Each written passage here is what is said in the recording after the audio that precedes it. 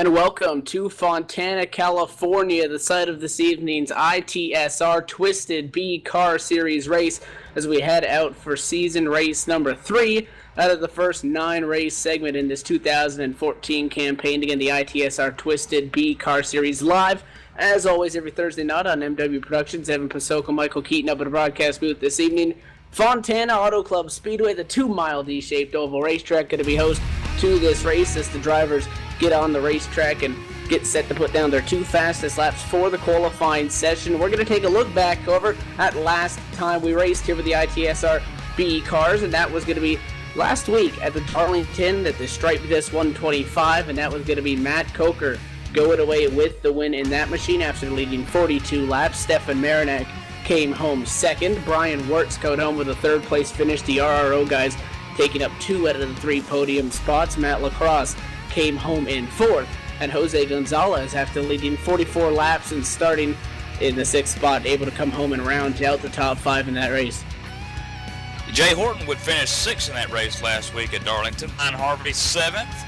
Scott Simley, 68 machine, would finish 8th, and LD Sarabia would finish 9th.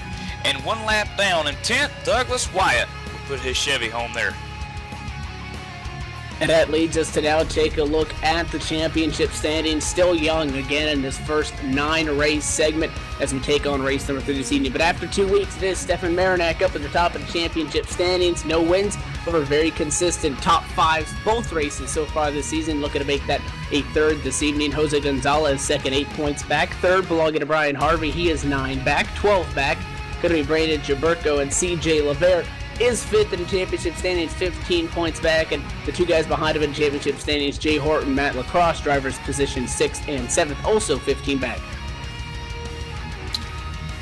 Absolutely. John Wilco would be your next in line, which is showing in the 8th spot. No top 5 for him so far this season, but we're still young. Scott Simley, with an impressive finish last week, is 9th in points, 18 back. LD Sarabia is 27 back, also looking for his first top 5 so far this season. He rounds out your top 10 in points coming into tonight's event. And then again, we talk about tonight's event again, Fontana, California, the Auto Club Speedway, the Cup Series side of things here Tuesday nights with the TSR guys ran here a couple weeks ago. This evening we have a few more laps at 80, 11 more laps, 95 laps is the distance for this evening's race in total. And take a little bit quick facts about this racetrack. Obviously located in Fontana, California, maximum capacity of 84,000, owned and operated by the International Speedway Corporation. Broke ground in 1995 and opened 2 years later in 97. D-shaped oval asphalt surface, again 2 miles in length, 4 turns with banking of 14 degrees. A very wide racetrack, a lot of room to race, and it's going to be an exciting one this evening also. Oh, absolutely. California always makes for some good racing. In fact, in practice, I've seen some guys testing out the different lines. So we're in for a good treat tonight. And we're set to get things going, so we're going to go down trackside now for opening ceremonies and the promo video.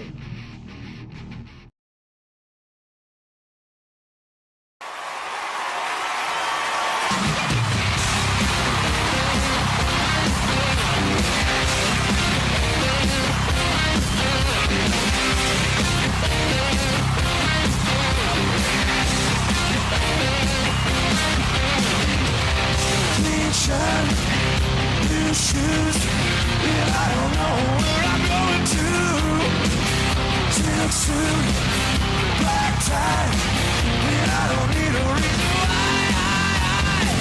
They come running just as fast as they can.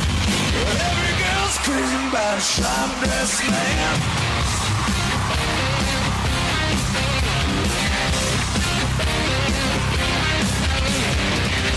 Gold watch, diamond ring.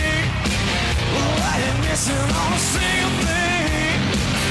Cornflakes, stick pin.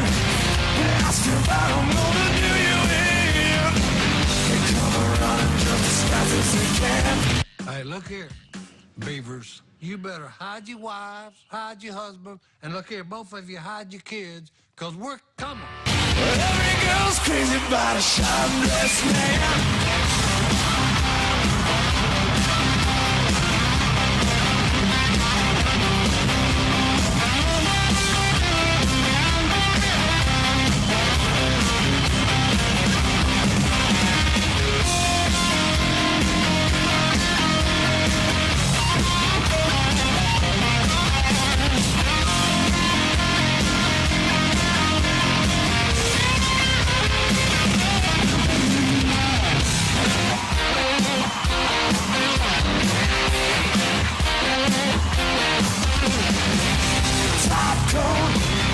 top hat, and I don't worry 'cause my wallet's fat.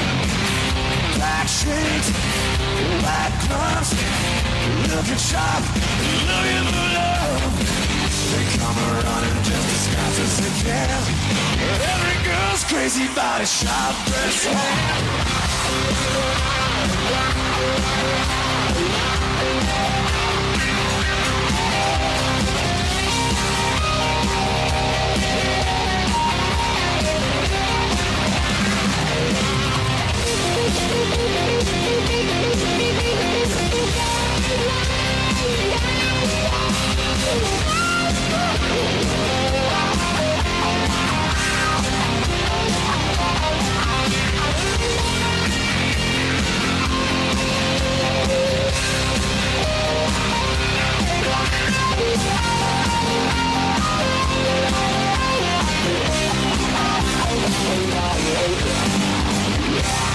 Make some noise!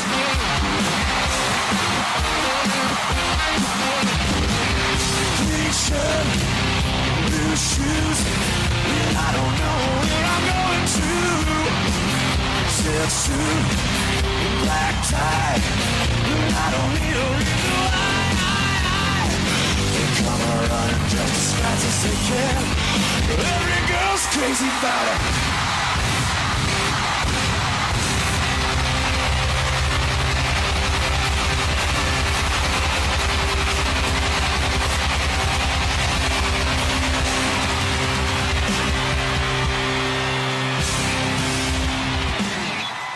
Thank you.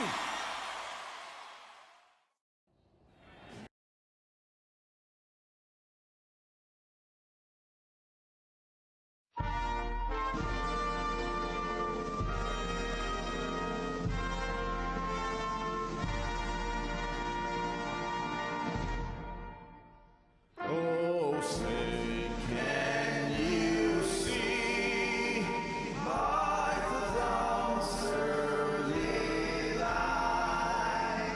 What so proudly we hailed at the twilight's last gleaming, whose broad stripes and bright stars through the perilous fight.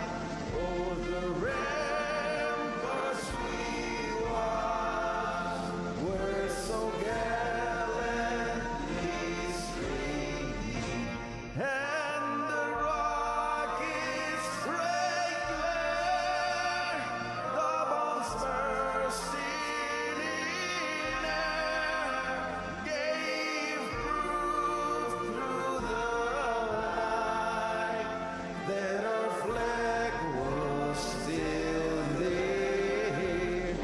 Oh, say does that star-spangled banner yet wave o'er the land of the free and the home of the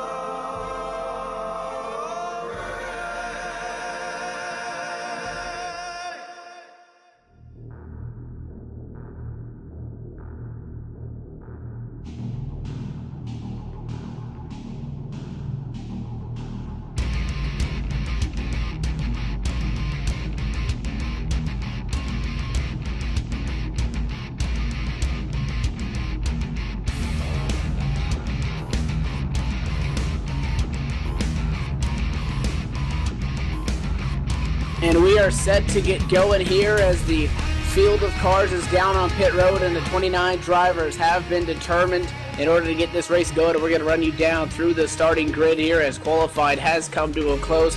Aaron Burge going to be in the number one position, qualifying speed, or time rather, at 41 seconds, .759, just 5 thousandths of a second quicker than the man outside row number one. In the second starting position going to be Matt Lacrosse in the 21. Second row, third fastest, the 83 of Jay Horton. To his outside, the 88 car of Brandon Traburco. Matt Wirtz behind them inside row number 3. The 81 car going to be starting in position number 5. And Daniel T. Murphy, the 75, going to be rolling off P6. 7th belongs to the 41 of Josh Cheney and to the 73 of John Higman Jr. DJ LaVere, the number 4 car, going to be starting inside of row number 5 at a number 9 starting position. Brian Wirtz outside of him at the 82, going to round out the top 10. 11th quickest, the 24 of Stefan Marinac and the 37 car of Ben Burnett. Look at that time, 41.999. Scott Simley going to roll the 68 off in that unlucky number 13 position alongside his Hot Wheels counterpart Brian Harvey, the 66, going to roll off 14th as well. Mark Bratcher rolls off 15th tonight. To his outside, the 35 of Chad Schilling. Christopher Perryman at a 23 machine going to be rolling off in position number 17, and alongside him to his right-hand side going to be Scott Brotherton rolling that number 3 car off at 18. 19th quickest tonight at California, the 77 J. Randall Watkins. To his outside, the 28 of Matt Cherry. Row 11, 21st starting position, number 22 of Jose Pabot, and outside him, Jason Altman's at a 55, going to be starting 22nd.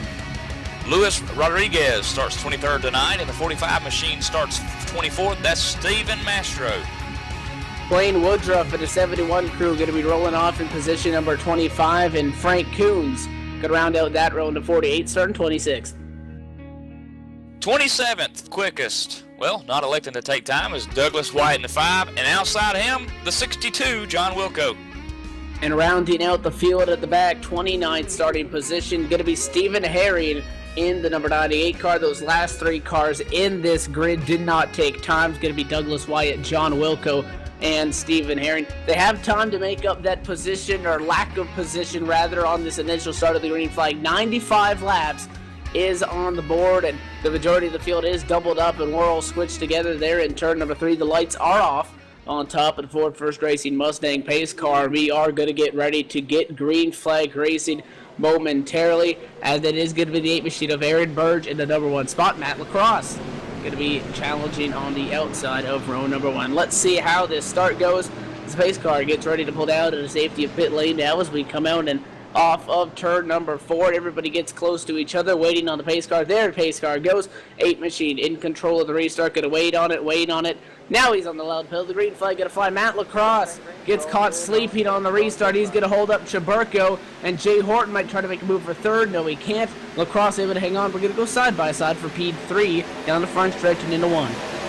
And look at that colorful car of Matt Lacrosse. It dyed up like a big Easter egg in the 21 machine as he's finally got back onto the loud penalty coming out of 2 here, trying to get something going as he's in front of the 88 car of Brandon Chaburko. Pretty good start so far. A lot of good-looking, colorful cars out here in tonight's race. Evan?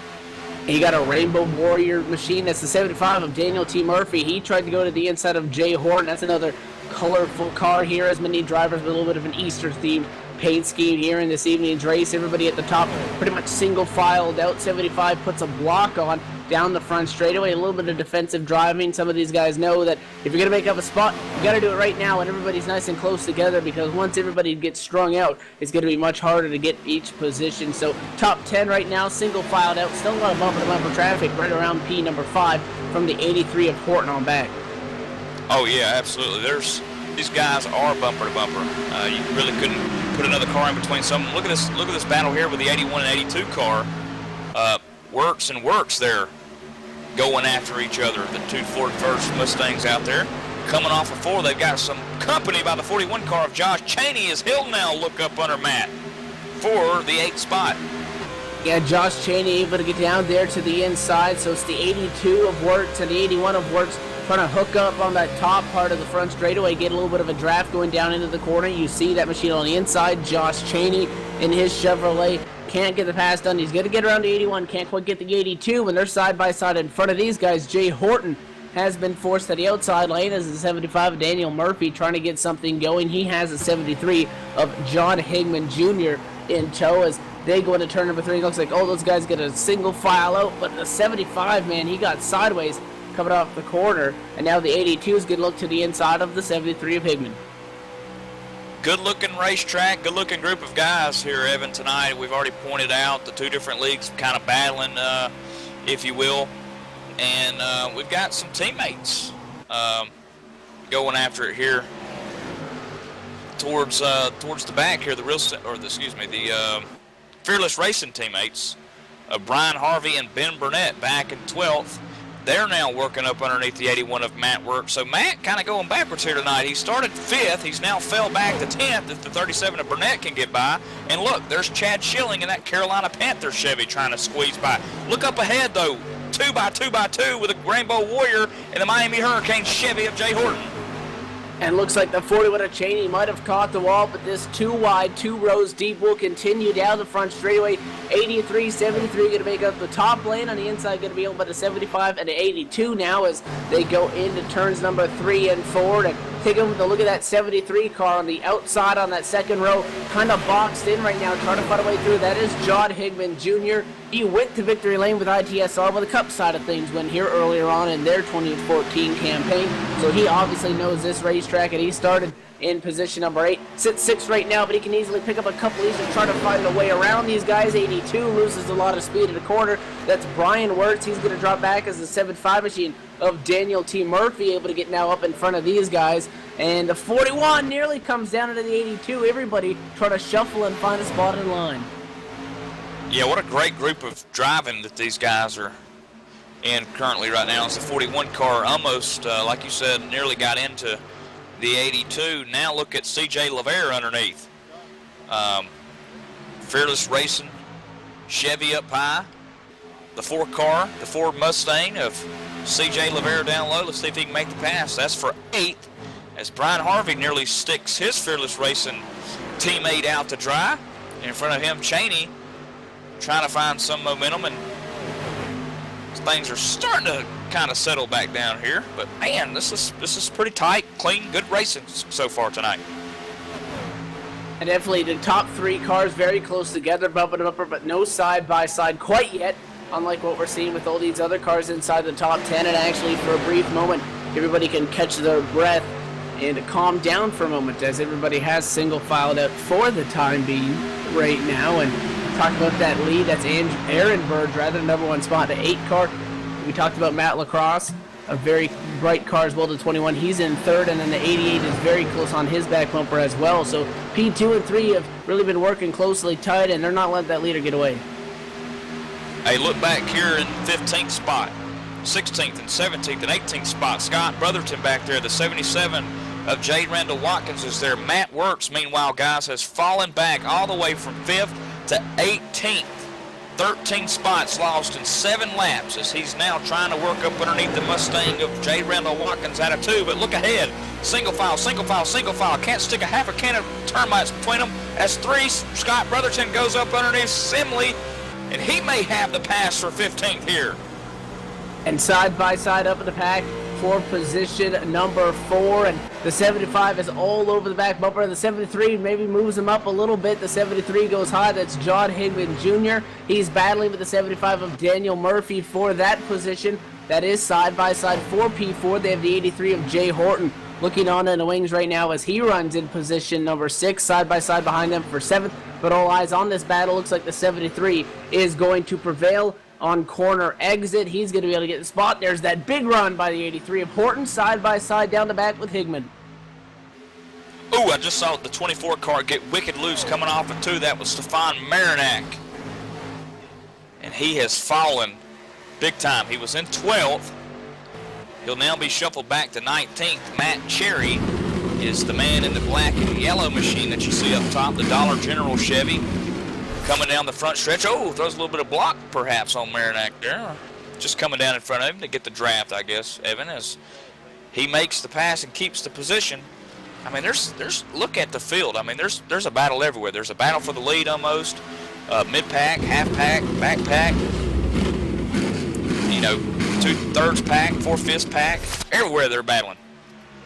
And this racetrack, being very wide and older racing surface, provides for a very racy atmosphere, a very track that you can be aggressive, and being aggressive and getting to that threshold will pay off and evidently get you those positions that you want to battle for. Lead has changed and might change again. You see the 88 of Brandon Traburco running 2nd on the back bumper, trying to find a way around that bright 21 of Matt Lacrosse. Both those guys able to get around Aaron Berge, who has now dropped back to position number 3 in the 8 machine right now. So the top 3 guys, but again, these B cars, the nationwide cars, as some may call them, the Impalas and Mustangs, very racy, very fun to drive, and we're door to door for P1.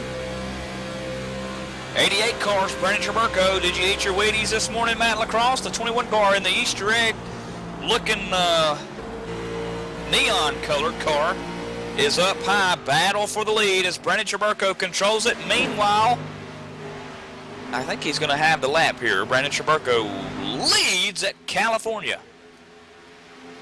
Got it on the bottom. 21 of Lacrosse going to have the outside lane going into the corner. Will that help him? The 88 has to run down there, but the white line, 21 of Lacrosse going to pull down in line now in his position number 2. Going to get a run though off the corner. Was able to arc the turn a little bit more. Is it enough to challenge? No. Going to have to pull in line, and the 88 of Brandon Traberco for the time being is going to hang on for that spot in position number 1. Side by side for P11. Mark Bratcher on the outside lane has company. Scott Brotherton going to go to the inside. These guys door to door. The 37, got real loose and nearly got into them. That was Ben Burnett.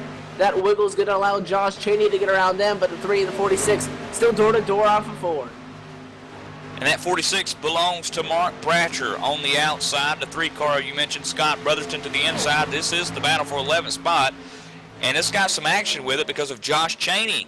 He likes to make things exciting. The Fearless Racing Chevy machine, as now they'll settle it out single file.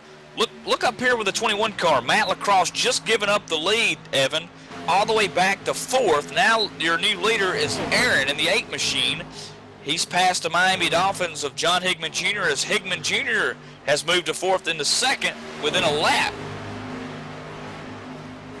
And that all comes from when the 21 of Matt Lacrosse, he was leading. They went down into turn number 2. 88 actually got into Matt Lacrosse, and all 3 of our leaders had to check up. The 8 machine of Aaron Berge went around in the outside, and now you see the 73 John Higman Jr. talked about how he won the Cup race here, leading now the B car race as he goes out the P1. Does the 8 have anything for him? Coming up and off the corner now as single file, but everybody relatively close to each other. First 9 drivers on the track within 2 seconds of each other, but it is the 73 that has opened up that lead out there into position number 1. And look at this. The 83 car, Jay Horton, the 4 car of CJ LaVere, and you could throw Daniel C. Murphy in there. They have all caught the front leaders here as Matt Lacrosse works up underneath the Wheaties machine of Traberco. Meanwhile, John Higman Jr. will lead here at the Auto Club Speedway. What a great race so far. 14 laps into the race, Evan, and I don't think anyone's missed a beat at all. No, and as we hit lap 15, a position change going to happen once again, maybe for P3, as we see Matt Lacrosse on the outside lane, and 88's going to pull in line, so Traberco going to drop back now into position number 4, and side by side behind them, CJ LaVere. You see that 4 card on the inside of Jay Horton. CJ LaVere started in 9th, trying to pick his way up through the field, and they're going to single file out at a turn number 4. John Higman Jr. leads. We're going to step away and take a quick commercial break. When we come back, more racing from the Auto Club Speedway. You're watching the ITSR Twisted B Car Series on MW Productions.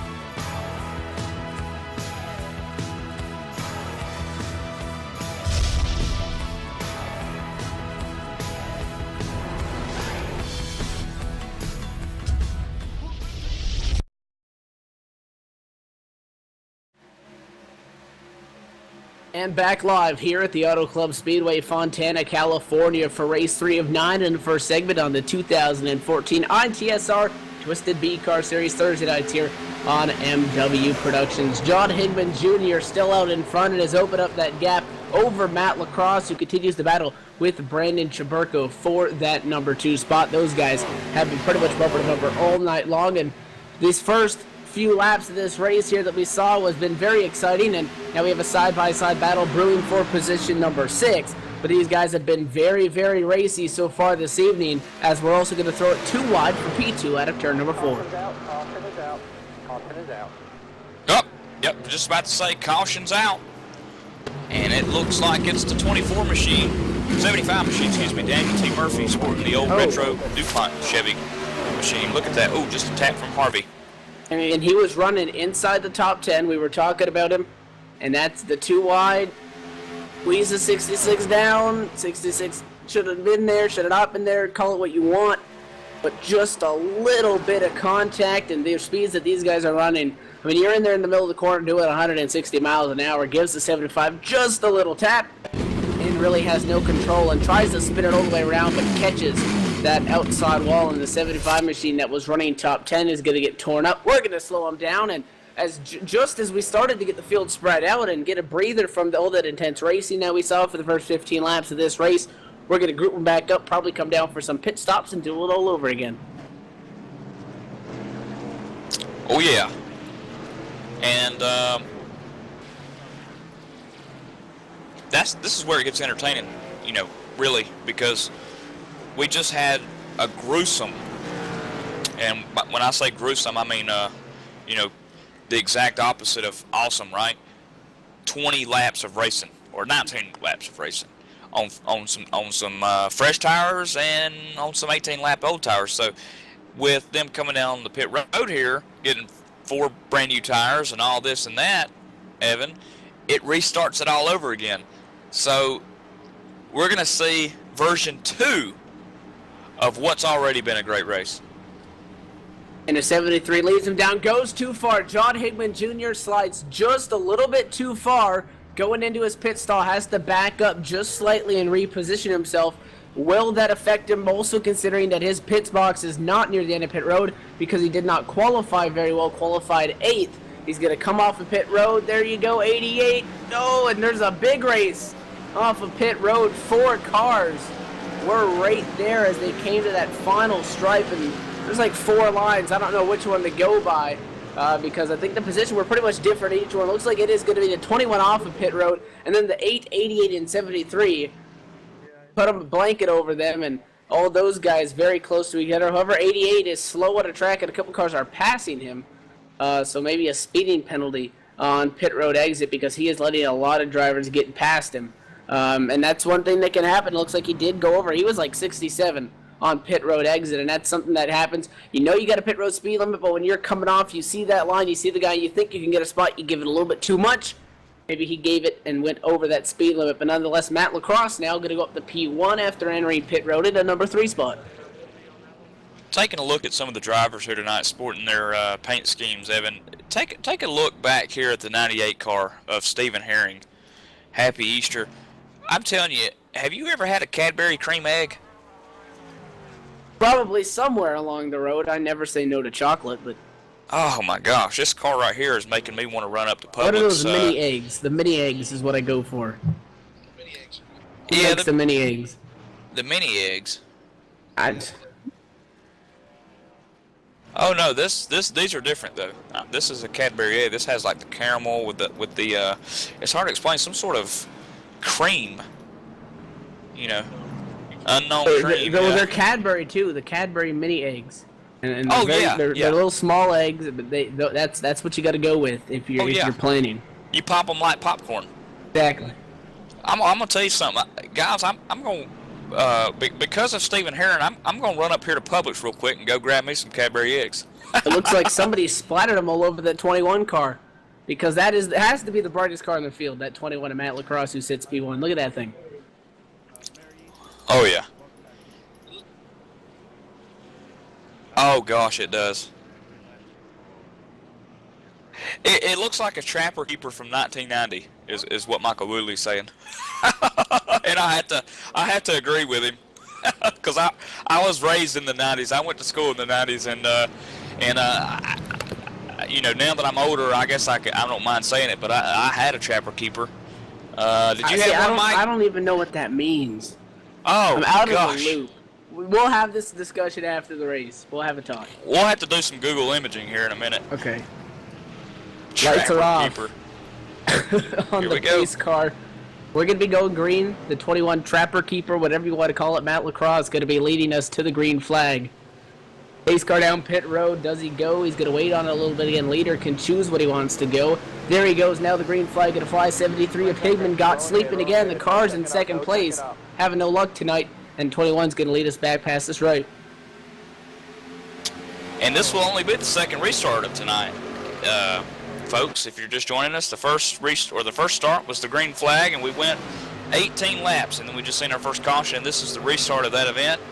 As the 3-car of Brotherton's going 3 wide off 2 here with a 68 down low. 46 Mark Bratcher giving Brotherton a little shove as Schilling's up high, and here comes the 23 going to stick his nose. That's Chris. Oh, no. Oh! 46. Mark Bratcher sideways to the grass. 83 going to get collected. Here we go. Big pile up. Oh, big wreck caution. Gonna fly, and that all stemmed right there. You talked about it, that 3 wide. And that was a big, long incident. It all happened. That 23 went high. 46 coming off the bumper of the 3-car, goes up into the 23. 46 is sideways, goes down to the apron. See the 83 car tries to get out of the way, drives right into it. That's Jay Horton. Horton goes up, I know, the 5, the 77, the 98, the 22. A whole bunch of cars gonna go around there in the turn, and that's gonna bring out our second yellow of the night. Right after we talked about the big green flag run that we just saw, and 1 lap after going back green, caution gonna fly after a multiple car incident right there in turns 3 and 4. Yep, and Christopher Perryman in that 23 car is going to be the one that goes way up high. Mark Bratcher is in the middle, right behind Brotherton, and they're just going to touch right there. So the 23 of Perryman, Bratcher. We've mentioned some of these. 83 Jay Horton involved, the 5-car Douglas White, the 77 J. Randall Watkins, the Cadbury Egg car, the 75 J. Randall Watkins, the 28 of Matt Sherry. Oh, man. Oh! And I just seen somebody crush somebody. I think that was the 22, came in there real hot and caught the 1 car that was sideways on the track, and that's Jose Pabon's machine. Yeah, he nailed that 46 car that was sideways in the middle of the track. I know that the 22 has some major front-end damage, and he may be taking it behind the wall after that. And we just saw pit stop, so I don't think we're going to see many takers on pit road, excluding the guys that got to go down there for damage repair. But other than that, leaders should have no issue fuel-wise under this yellow flag. Again, we only got about 3/4 of a lap in before the caution would return for that big incident. And again, early in this race, we have passed the quarterway in this mark, so 1/4 through this race. Again, 95 laps on the board. And again, these laps taking it upwards of 40 seconds, so almost a little bit of an endurance race here, especially because of how racy it is. It's not a track where you really get spread out. We've seen that in the first 15 laps. It's hard to separate yourself. And as soon as race leader John Higbee Jr. was doing so, caution flew. He finds himself right back in the fray in position number 3. You want to get spread out at this racetrack, so not only do you have to log a lot of laps, you got to keep your focus, but you're racing with guys around you that entire time, and just 1 lapse in concentration could lead to an incident possibly like we just saw. Oh yeah, and what happens is the result of that is just everybody's, you know, just getting up to speed and already wide open, and it's just so hard to slow down, so to speak. And I mean, that's why I think we've seen so many caught up in that wreck. I think everybody was just so focused on getting caught up, you know, and sped up to get up to speed, that by the time they realized that they were finally up to speed, they realized that they were getting spun around, getting hit, getting tagged, and yeah, I just hate to see that. It really got some guys that were running good here.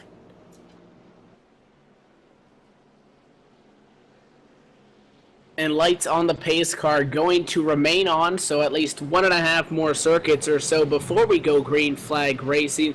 Here is a couple of cars leave pit road just in front of the pace car coming down, try to get as much damage repair as they can and then maintain their lap, and they will probably come back around this next time around and make some more damage repairs. And Christopher Perryman is one of those drivers maintaining lead lap spot, but the 23 car torn up from that incident as well. We've seen a couple of guys, especially some that were running top 10 guys that we were talking about in this race, including that 75 car, that have been taken out of this race. And still a fairly young race, so a lot of time remaining. We've seen a lot of comers and goers. How about CJ LeVere sitting in the number 2 spot right now? Qualified 9th. He's been methodically picking his way through the field as well. CJ LeVere is 5th in the B Car Series Championship standings as of now, sitting on 1 top 10 so far in the first 2 races. So looking to pick up his first top 5, doing so right now as he sits outside row 1 as we continue to pace. Yeah, and currently there are 21 drivers on the lead lap. The 21st driver would be the 23 of Christopher Perryman. Now, he was somewhat of a root of that caution. But he has continued to stay on the lead lap. He's got some damage, mostly in the rear of the car, but he's got some in the front. Don't let it fool you. And Stephen Herring will be the first driver 1 lap down, and that's the Cadbury Egg car that we discussed earlier. Jay Randall Watkins 1 lap down, and Jose is also 1 lap down. But I've seen some smoke pouring from Jose's machine in, as well as a couple other drivers, so nights could be done. I know Matt Cherry has pulled the car behind garage area, and so has Mark Bratcher. Jason Altman's also out of this race, and Jose Pabon just now going. He's going to go behind the wall as of now.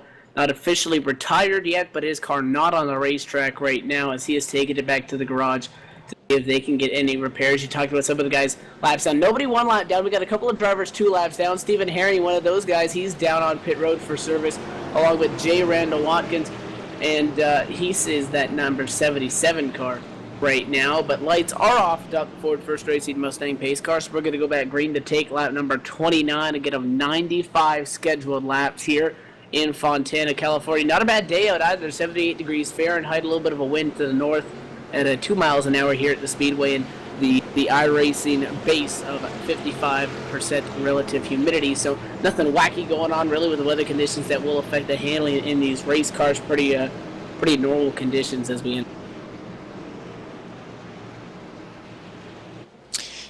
Yep, interesting to see the restart here. See if these guys can't get going like we saw the first 18 laps. Really great race, folks. If you just joining us and you missed the first portion of this race, the first 18 laps was probably the best race I've ever seen at California. So you can always go back and of course watch the replay as they get ready to go back green. Pace car down to pit road. Matt Lacrosse does not waste any time. This time he's on the loud pedal. Green flag gonna fly. CJ LeVere quickly slices down into the number 2 spot, single file, and actually top 5 gonna single file out as first side-by-side battle is P6 Brian Wirtz and Chad Schilling duking it out in 1. And then they've got some company behind them. Scott Simley is now, they'll settle back down. Look behind them. Scott Brotherton, the 37 Ben Burnett, the 45 of Stephen Mastro, and the 81 of Matt Wirtz, all battling 3. Look at this, on the bumpers of each other. It's like Talladega, it's like Daytona. And top 4 also very close together. Matt Lacrosse, the number 1 spot, has about a car length lead back to the car in second. CJ LeVere, and CJ LeVere has company. John Hagman Jr. right up on his bumper, and Aaron Berg also right there at Aaron Berge, also the number 4 spot. He sits there right now. So top 4 trying to pull away a little bit for the field as they try to run away. Brian Harvey also in that mix up in the front of the field. But Schilling and Wirtz still side by side. Look like Chad Schilling maybe with the upper hand this time coming off the corner. Will he get the run? Coming out of turn number 2, he does. He will clear the 82, but there's that 68 assembly that we were talking about. He's going to take a look to the high side. Yeah, Simley doing a great job here trying to hang out on the outside here at California. Another one trying to hang out on the outside at California is John Hickman Jr. up in front, 3rd spot. CJ LeVere looked up underneath Matt Lacrosse a half a turn ago couldn't find anything. Look at John Hickman Jr. pushing that Mustang in one here. Look at him. Gives him a shot going down into the corner. They went from 2 wide to single file. They all scrunched together on corner entry, but they are bumper to bumper, nose to tail, through and now off the corner as the 21 of At Lacrosse tries to get a distance and a little bit of safety between him and this 4-car pack behind him, as the top 5 now have broken away for the rest of the field by about a second, where Schilling and Wirtz are still side by side for P6. Yeah, now the 88 car, Chaburko, like you mentioned, underneath him. Brotherton's ahead. Little 5-way car battle. Schilling in the 82. Brian Wirtz down low in the Buffalo Wild Wings Mustang. Great little 5-way battle here. Look at the domino effect there with Brotherton in the middle. Look like a 5 on a dice. It's almost like a synchronized group of cars there as they go through and off the corner. The 3 is the car in the middle. He's got side by side in front and behind him. That is the 3 of Scott Brotherton. He needs to see what the guys in front of him do before he can make a move, but he's got to watch the guys behind him. There you go. Open up the door for a split second, and now Brandon Chaburko to the inside. Going to try to pick up that machine. The 88 Goodwrench Chevrolet on the bottom slides up in front. 68 catches the wall, a Darlington stripe at Fontana for Scott Simley, and he's going to lose a lot of time, and he'll lose touch with this pack. Yeah, not sure what Scott Simley was doing there. I'm going replaying the monitor here. It looks like Scott Brotherton was just ahead, and God, it looks like Simley's car just quit turning. It went right into the wall, and that's going to be horrible. He's got heavy, right, and maybe a possible tire rub. He's got bad damage on the right front of that car. 3 wide. For position number 6, Chad Schilling, Brian Wirtz, they've been going at it since the drop of this restart here a couple laps ago. The 88 of Brandon Chaburko wants to come in and spoil the party. Look, he almost pushes the 82 with that air coming up out of 4. 82 now clears Chad Schilling, but how will Brandon Chaburko fare on that inside lane here in the corner? Will he get enough of a run to get there? 35 takes a look to the outside, almost 3 wide now as they enter into turn number 3, or turn number 1 rather, those 3 cars, and the 3 also, Scott Brotherton joining the party. Now 2 groups of side-by-side, Chaburko and Wirtz, and Schilling and Brotherton back down the straightaway. Man, you talking about getting inked like on a Sunday at church between the legs by your mother when you were a kid. The 82, Brian Wirtz, pinching the 88 car there. That last turn here giving him a little bit more room there as Brandon Chaburko is going to take all of it and come up in front of him and make the pass for 6th. And he blocks the bottom. Yeah, blocks the bottom, and now he'll have his work cut out for him as the 82 not going to be too happy, giving him a tap. Mustang versus Chevy in 1. Going to be the Mustang to the inside, 82 of Brian Wirtz. Again, he was probably going to look for a crossover there at a 4. You saw the 88 cut down, protect that position. 82 dove it low in the corner, and they are door-to-door down the back straightaway again. 82 on the inside, and the 88 of Chaburko on the outside. Everybody else, Schilling and Brotherton, deciding that the outside lane. No, look at the 3 now. Scott Brotherton trying to decide what lane he thinks is the best. 88 slides in front of the 82, gets loose. He's going to get a shot, and the 82 does not cut him a break. 88 to Chaburko gets turned in 3 and 4. Saw that one coming. Caution gonna fly. Woo, buddy! And the Wheaties car takes a spin, and what a save. But I got bad news for you. Scott Brotherton really lifted that car off the ground. Left front could have some damage on it, Evan. I told you guys we're going for 88 cut off at 82, but he got sideways, and I saw the 82 close in, and I said, I don't know if he's going to give him a break here. He didn't. Drove right to the left rear. 88 got sideways. 3 of Scott Brotherton picks up some damage. 88 ends up doing a 360 off the corner and gets it pointed the right direction. Nobody else is going to get involved in that, but Brandon Chaburko is going to drop back in the pack. He has a fast car. Still a lot of laps left for those guys to find each other later in this race for sure. Yeah, absolutely, and it's going to be really interesting to see if the 88 car, Brandon Chaburko crew can fix that damage. I mean, he got kind of lifted up, but who knows? The crew can go to work on that car, and they ate their Wheaties this morning, and as long as they did, then they should be able to go to work on that machine of Chaburko. And meanwhile, this is a great opportunity for everyone to come down pit road, and that's what we see is John Hickman Jr., that Miami Dolphins Chevy leads them down. Remember last time he let us down pit road, left third after he slid through his stall just a little bit. Coming into his stop, let's see if the 73 can have a clean entry. Again, he not in the most optimum spot, qualified 8th, so a little bit closer than most of our leaders on the pit road as far as you want to be as close to that end of pit road as possible to maximize your speed. Coming off 73 in, 4-tire stop for your race leader, John Higman Jr. Question is going to be, can he beat everybody else off pit road this time? Going to drive around the outside. Looks like he does so, and John Higman Jr. going to lead him off. 21, and Matt Lacrosse comes off second. Lavere third. Chad Schilling going to move up from 6th to the position number 4, and the 45 machine coming off pit road in 5th after a 2-tire right side only stop on pit road. We're under yellow flag again at Fontana, California, the Auto Club Speedway. You're watching the ITSR Twisted B Car Series on MW Productions. We're going to step away, take a quick commercial break. When we come back, going to be looking for some more green flag racing.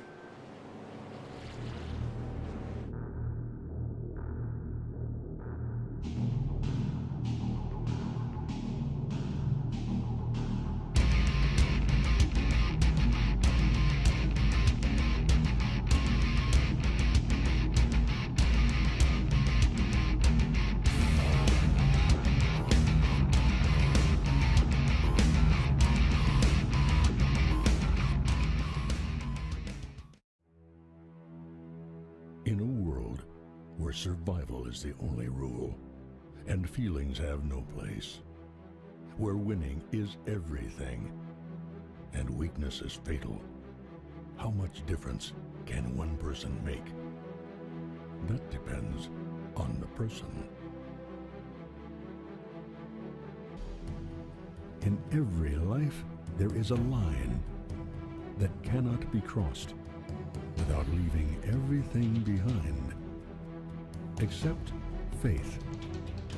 Once that step is taken, there is no looking back, and all that lies ahead is destiny.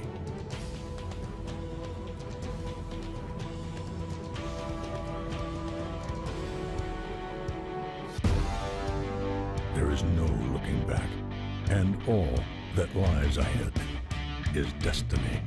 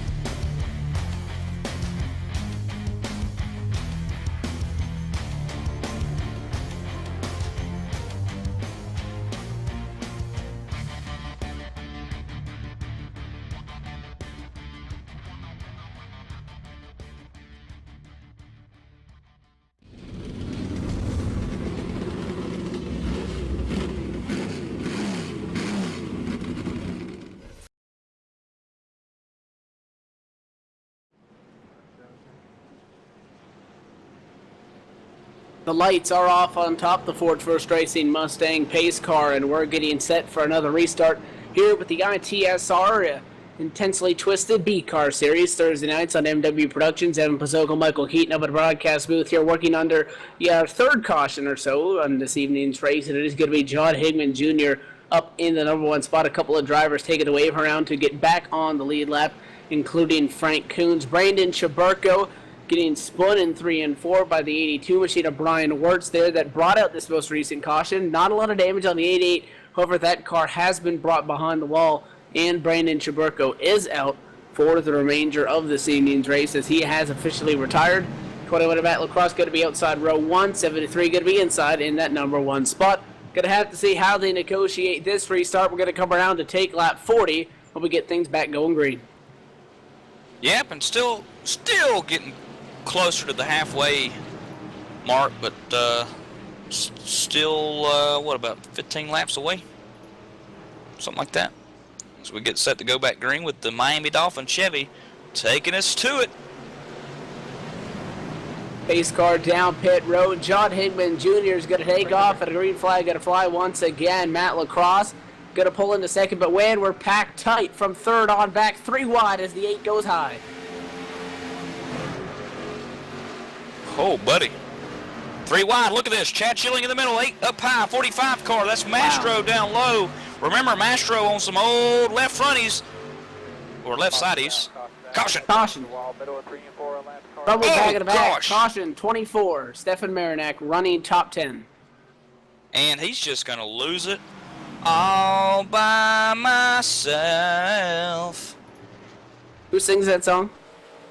Rod Stewart. All right, let's keep it that way. 24 gets the left side tires on the apron, spins it out in 3 and 4, nearly collected the 8. Caution going to fly, nobody else involved. And that is the second, or actually it's going to be a third incident involving a top 10 car. What did he get a little? What did he just get a little twitchy itchy right there? I mean, looking at him coming through the corner, man, he's got such a run. Oh, it looks like he put the left front down on that apron, Evan, and oh, that was it. And yeah, and I was worried about the 45. Again, he only took right side tires. Yeah. And he put it down there on the inside of Chad Schilling.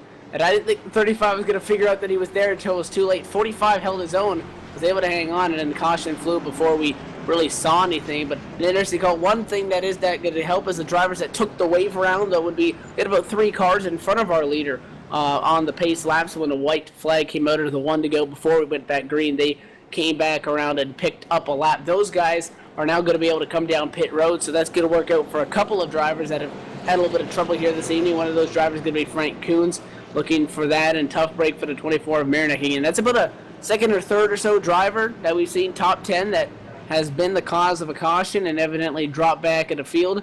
Stefan Marinak, again, one of them, just brought up the caution moments ago, 18th on the track. Brian Wirtz got collected in an incident, or rather was the incident, with Brandon Chaburko. He sits 14th, and he's actually going to come down pit road. So a couple of the drivers at the tail end of the lead lap, about 14th position on back. Going to come down and top off. Why not? Yeah, I don't think that's such a bad idea. I mean, you know, you ran a smart move. You ran a couple of hard laps there, come back, top off. We still haven't hit the century mark yet. We're getting close. And in fact, lap 45 would put us at 90. So what, lap 47, something like that. We're looking at halfway. Regardless, I think they're going to have to pit at least one more time, and we may have a late caution, which may bring everybody back down anyway. And the way this race has been trending, typically if you're going to see a long green flag run, you'll be in it right now, and that is around the halfway point. And normally, the trend is that is a string of yellow flags towards the end of the race, which really makes those restarts very key. So drivers obviously going to be thinking about that, and some of these guys, iRacing gives you an automated spotter, but some of these guys have real spotters coming into the sim and helping them out. I'm sure they're talking and strategizing a little bit in their team speak chats or whatever, so that they're going to try to make a strategy here and plan ahead. But who knows what that little bit of top off can do for a couple of those guys that came in towards the tail end of the lead lap. If this turns into a fuel run, depending on how everything shakes out, who knows, that could win you the race. So smart move by those guys coming in top off, not going to lose anything, not going to gain anything, so figure why not and do that. Light still on the pace car. Again, not a lot to clean up for the safety officials in the corner as the 24 just backed that rear end into the wall. Still in the race, obviously the rear end pretty torn up, and the Turkey Thugs Chevrolet of Stefan Marinak. Again, we talked about Brandon Chaburko. Chaburko really didn't have a lot of damage, but he is out of the race. I was kind of interested to see if he would meet up with that 82 later on, but 88 in the garage. Yeah, 82 in the garage. Disappointing. Folks, if you're watching the race out there right now and looking for a league to join, I tell you what, Thursday night would be a great one. with the ITSR Twisted Cup Series. Also, Monday night. If you can't race on Thursday night, maybe you can talk your wife into letting you race on Tuesday night, 8:30 Eastern Time. That'd be 7:30 Central. The ITSR has another TV series, the Twisted Cup Tuesdays series. And of course, they follow the real NASCAR schedule. There's a 12 race block with 36 races total. Prizes, money awarded. Always looking for members. Great racing in both groups, though, whether it be the Twisted B or the Twisted B series like you're watching tonight, or the Twisted Cup series that you could see and watch in MW Productions on Tuesday nights. Again, this is race 3 of 9 in the first segment here with the Twisted B Car Series Thursday nights here with the ITSR guys, and also ITSR versus RRO, a couple drivers here from Real Racing Online. They were able to get the majority of the podium last week, taking home first and third. So a little bit of a fun rivalry going on to see if they can one-up each other here this evening. But race leader John Higman Jr. again right now, the 73 Miami Dolphin Chevrolet, leading right now the B car race. Cup went here a couple weeks ago. That was the same man that went to victory lane, John Higman Jr. So looking to take the sweep, although not in the same weekend, looking to go back-to-back and take both series wins with ITSR at Auto Club Speedway. Lights have been extinguished on the Ford First Racing Mustang pace car. Front row going to look the same that it has last couple of times. John Higman Jr. on the inside, Toyota Battle Lacrosse on the outside. However, we're going to have to see how that 45 machine holds up on rights only.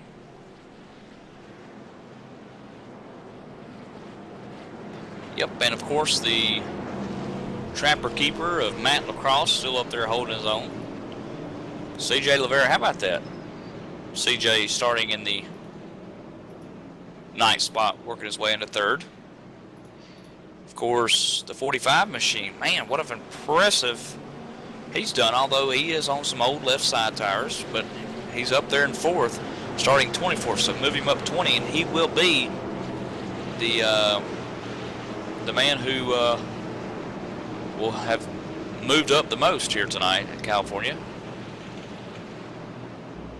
I don't think he can move up much more than that. He's got 3 spots that he could get into 1st, but he's going to have to really work at it to get around these guys. And still a long way to go, not at the halfway point quite yet. Give us about 3 more laps and we will be on the downhill slope in this race. But getting set for the restart, coming at it, turn number 4. Field going to be in control of John Higman Jr. Does he wait? Does he go right away? Looks like he's going to wait on it. There he goes. Green flag going to fly. And second place machine able to get down in line like it seems the trend has been all night. Matt Lacrosse pulls down in 2nd. Side by side for 3rd. Looks like CJ Rivera in the 4 car has a little bit of a better run than that 45 on old tires. And they're going to single file out in the top 6. There's a 45 crossover. Not quite. And he was looking for it, unable to do so. And they're going to work their way out of 2. Yeah, he's got a good rock-solid car right now. Look back here. 83 car, 10th spot. 82 car, 68 Simley, 3 wide on the backstretch coming off of 2. The 82 Brian Wirtz is going to come off the victor as the Hurricane Chevy of Jay Horton falls back and gives him a shove. Woo-hoo! He gave him a shot, and the 82 is going to go all the way down to the apron, come back up in front of traffic. 83 gives him another shot. Oh, they're all banging down the front stretch to hang on. But the 82 and 83 are not making friends with each other down the front. Man. Oh, now spinning behind him. 71-47. Into the wall hard, Rodriguez. Oh, man. And that was right behind this battle that we saw. And 47 just turned down off the wall, right into Blaine Woodruff, and smacked that back end into the outside wall and back under yellow. But I think a new rivalry has been born. The 83 of Jay Horton and the 82 of Brian Wirtz, because they did everything but wreck each other coming down that front stretch. Yeah, they could almost, and maybe Lewis's mind. I don't want to speak for Lewis, but they may have started that wreck, even though they weren't in it. But at any rate, you're right. I'm sure that the green ally symbol has just turned into that red intimidator symbol of rivalries, and that's what we want. We want the rivalry. We welcome the rivalry. And they're going to be restarting near each other, so it's not like where one of the guys gets taken out and it's something that you put in your pocket. You think about it next time they meet later in the race, because they're going to go right back after it when they restart side by side, as they sitting right now 10th and 11th, Wirtz and Horton respectively on the racetrack. And 82 just gave the 37 a shot, and 23 just gave the 83 a shot under yellow. A couple of beating and banging in 3 and 4 under the caution flag. Yep. Well, the 23's not happy because he went up, tried to do his 3 wide move again to the outside, and he hit the wall again. That's twice that Perryman has gotten into the outside wall with a split decision on move. pit road. Pigman's going to come down for the lead. Matt Lacrosse going to come down for the lead. Everybody else stays out. And then we have Ben Burnett coming from 10th, and then 10th on back. So 3rd through 9th going to stay out on the racetrack. Everybody else going to come down pit road. And C.J. LeVere going to be a race leader. And I was not expecting that decision, but we saw some of the leaders come down pit road, and as those guys make their stops, we're going to step away for another commercial break. You're watching the ITSR Twisted B Car Series Thursday nights here on MW Productions. We'll have more from Auto Club Speedway after this.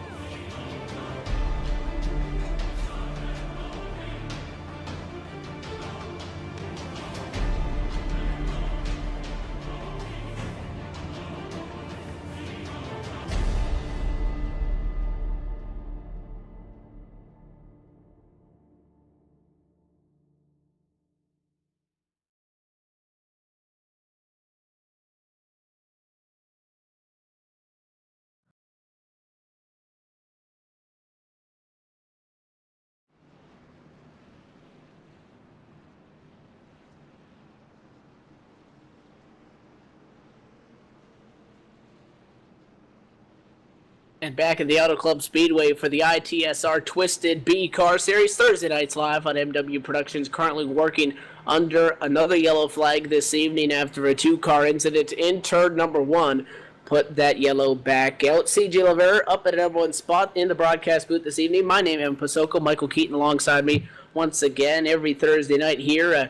Again, Fontana, California, the side of this evening's race. We have passed the halfway point about 3 laps ago, so on the downhill side of things, when we go green as the lights are off without the pace car out of back straightaway, it is going to be 45 laps to go as we come to take lap 51 when we do so. So just a little bit over halfway.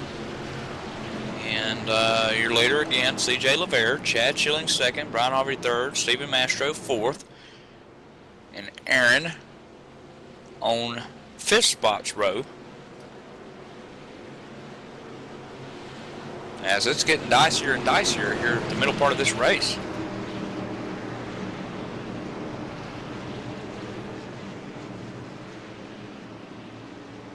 And through 3 and 4, getting set for the green flag pace car out of pit road, and CJ Lavere takes off right away, no hesitation like he had in the most previous restarts when the 21 was up front, and he has set sail. Green flag flies side by side for position number 2. Brian Harvey going to go ahead inside of Chad Schilling. Schilling into 35 on the outside lane, trying to get some going. Now, quick caution, trouble in the back of the pack. Yellow going to fly, 1 car on the outside wall. It's Matt Wirtz. You're doing good, man. Come on.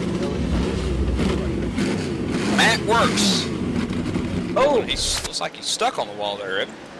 And he is hung up there with the left rear of the car, but look how this happens. 3 wide on the outside, and the 81 is expressing his displeasure over the radio with a few choice words for the 73 machine. It's the 73 of Higman Jr. Higman Jr. gets kind of come up as the 37 machine comes up. Ben Burnett was following the 82 of Brian Wirtz, and as the 82 moved up to prepare for his corner entry, 73 was not quite clear, and 83 got moved up the track, got into the 81. 81 spins out, nearly takes out the 23 all by himself. Bam!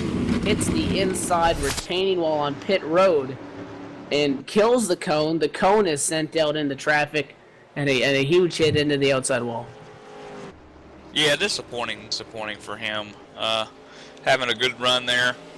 And, man, I tell you, taking a lick to the inside wall, he really took a lick. Hopefully his steering wheel's okay if he's got force feedback on, because You might break a nail. That's turned up too high. That could be pretty serious. Yeah, I mean, it gets serious, man. It gets super serial. I broke my wheel flipping once, so Yeah. is what it is. So I'm going to put you on the spot here as we pace right now. CJ Lavere's up in first. We saw a split decision, last caution on pit road. Who wins this thing? I mean, who you liking right now? Who you think's going to walk away with it? I think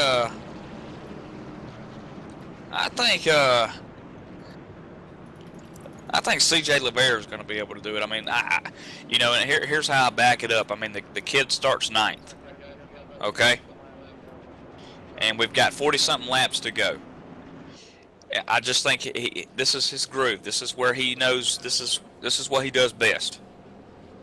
I think he wins. I'm going to have to go with the 82. And that is Brian Wirtz. He's running 6th right now at a racetrack. We saw that he was running upside in the top 5. Pretty much dumped the 88 of Brandon Jamerko in the quarter.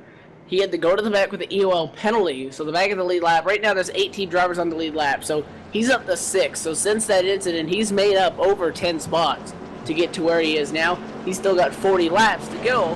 So I think you got to watch out for that 82 of Brian Wirtz when it comes down to it in the Buffalo Wild Wings Ford Mustang. He runs P6 right now on the racetrack as a bunch of drivers still discussing a couple incidents over the radio. A little bit of a difference of opinion between some of them. Well, you're going to have that. And The spirit, it's not an argument, it's a spirited debate. Exactly. This, everybody wants that piece of real estate. You know, all 2 miles of this California track, Auto Club Speedway, is real estate. And everyone wants real estate. You gotta think, the track is 2 miles to get around this joint, but it is a very wide racetrack too. In theory, if you wanted, you could do 5 wide. Probably do more than that, but you see the grooves on a racetrack where the different parts of the paving which creates almost grooves, and the drivers use those marks on the track almost as visuals of where you want to be in the turn. You couldn't go that much wide. We've seen guys push 3 wide, but as soon as you get to the corner, normally it's the guy on the inside that gets out of it, because he knows that you kind of have to arc that corner a little bit, get down lower in the middle of the corner, and then kind of drive it up off the corner. So probably not the smartest idea. Who knows if we see a late race restart here. It seems like that the car in second place again. We go to some tracks, and the leader can choose what he wants to go. So basically, in the iRacing service, pace car hits pit road, the leader can go from that moment until the sim actually throws the green flag once they get to the end of what would be the restart box. So the leader can go whenever. We saw CJ LaVere go instantly that last time when Matt Lacrosse was up front. He waited a little bit, played a little bit of games. So you come down to some tracks, you want to be in third instead of second, because the driver in third behind race leader does a good job. We've seen like the guy that starts second has been doing fairly well this evening at maintaining that track position on restarts, as they are on right now. So, you know, a little bit of strategy call that maybe take it away there, because I know at some tracks you'll see guys maybe sit on pit road just a little longer so that they're starting inside, outside. I think this track pretty much gives everybody an equal shot. I mean, look at that 45. Steven Maestro, he's still fourth. Remember, he only took 2 tires last time that everybody was down pit road. Since then, we've had about 3 cautions, a split decision. He didn't go down that time either. He's still inside the top 5.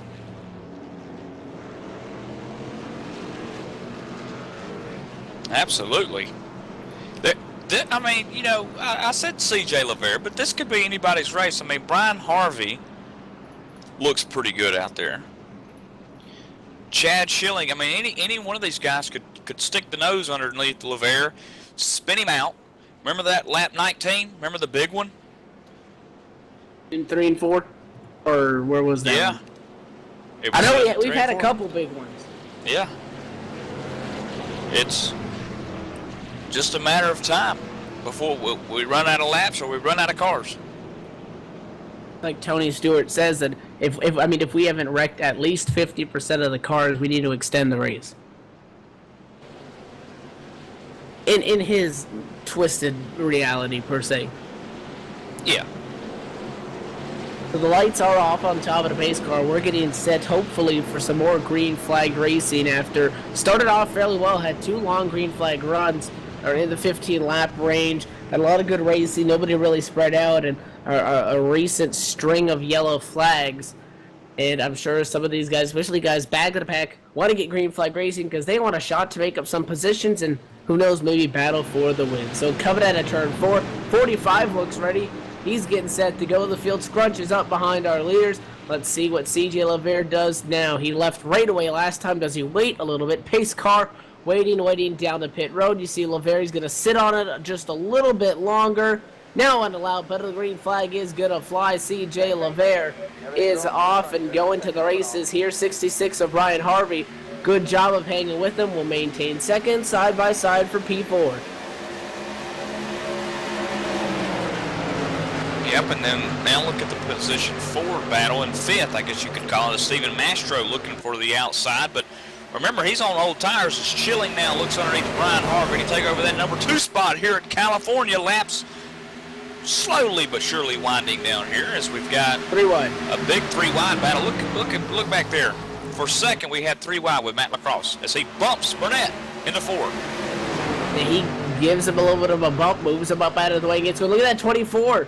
Is up here in the mix as well. Stefan Marinak, he backed it into the wall not too long ago. He's running inside the top 10. Look at the 21 though, man. Matt Lacrosse is trying to get going. He caught the wall there, almost coming into turn number 1. He rides 9th right now, not wasting any time. Oh, contact for second. Chad Schilling is going to move Brian Harvey out of the way for that position. Harvey able to hang on to it, but He was not afraid to use the bumper there as Chad Schilling did what he needed to do to get the second. Look at the 45 diving up underneath Brian Harvey in 3 there. Can't quite make it stick. The left side's just not cooperating. Yep, left side's not cooperating. I was going to say that's a risky move. He threw it in there, and that thing just slid up and up and up the racetrack, unable to hang on to it. CJ Laveras checked out. He has an 8/10 of a second lead over the battle for second place that is currently owned by Chad Schilling. The 8 machine wants to get there, and Brian Harvey runs in 4th. Has calmed down for a minute. A little bit of contact for 9th. The 3 machine of Scott Brotherton to the inside of Ben Burnett. They're battling around the 82 of Brian Wirtz down the back straightaway in the 3. But look at Ben Burnett and Scott Brotherton side by side with Simley right behind them. Remember, this is the well, this isn't the feud here. Brotherton is in a 3 car, of course. The feud is between Burnett, I guess, and Brian Wirtz, as they've settled things out. Jay Horton, as they've settled things out, as Burnett gives Brotherton a little shot going into 1. Yeah, a little bit of gamesmanship here, letting them know that he's there, giving everybody a little bit of a bump through the corner. Nobody wrecking anybody. Yet, they're getting them loose. Just meant to rattle his cage a little bit side by side for P8. Brian Wirtz to the inside of the 24 of Stefan Marinak. Going down into turn number 3. 24 stays high. Goes to the bottom. Does he look for a crossover of sorts? Does he give him a bump? 82 able to hang on for now. 23 slides way up the racetrack. That's Christopher Perryman. And now that's going to open up the door for Wirtz. He's going to go side by side for 7th. Speaking of 7th, look up here. 2nd, 3rd, Schilling up high. The 8 car. Down low, Harvey. Higman Jr., the Miami Dolphin, 73 car. 3 wide down the backstretch. They were 2 rows wide, or 2 wide, 2 rows deep, and that quickly went to 3 wide, and now going to split off in only 1 battle side by side. The 8 of Aaron Berge going to get to the spot. No, 66 is still there. Brian Harvey trying to battle for that spot. 35 of Schilling now at the outside wall, coming at a 4. That's going to give an advantage to the 73-man. John Higman Jr. from 5th to 2nd in 1 lap. And he's going to clear the 35 of Schilling into 1 as they go side by side behind him with the 66 of Harvey on the inside lane.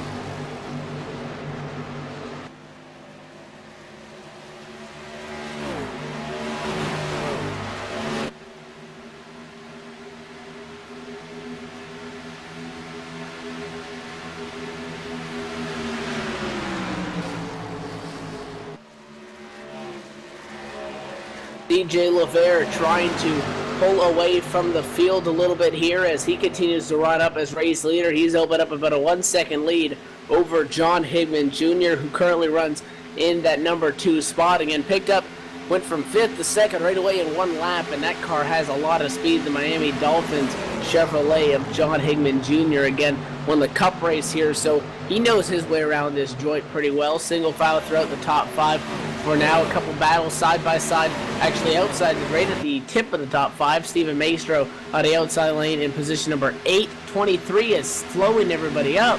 Christopher Perryman is holding up the 3 of Scott Brotherton. Brotherton tried to push him all the way down the back straightaway, and 23 just won't get going. Yeah, 23 having a tough time here. Of course, the 23 car, Christopher Perryman, remember, he's been in the wall twice, at least twice already tonight, trying to make those 3 wide moves up top and just get squeezed to where there's no more room. As he's now got his work cut out for him as the Scott Brotherton 3 car looks for 3 wide, coming off a 2, Perryman in the middle. Let's see if he can hold this one. 23 slid him off the corner. The 3 machine of Brotherton's patience was being tested because the 23 was holding him up there. They're going to stay 3 wide. Nobody backs out. 23 slides up, nearly gets into Scott. Simley able to hang on now through 3 and 4 after a close call. Big winner in all of that, Scott Brotherton. Going to get up to now position number, 9, as he is behind the 45 machine. He does get up to 9. And does he look for a move now in a 45 as they are side by side with Ben Burnett and the 68 of Simley. Ben Burnett, 37 machine in the middle of this as well. 23, again, we talked about Christopher Perryman not way off speed, but just missing a little something, a little bit slower than everybody else. You see that 68 able to get by him on the outside lane, which really tests the patience of those guys behind them to just not move him out of the way. Wow, look at the patience that may be wearing off between the 8 car and Harvey, the 66 machine for 3rd and 4th spot, and Schilling also in the mix for 5th. 71.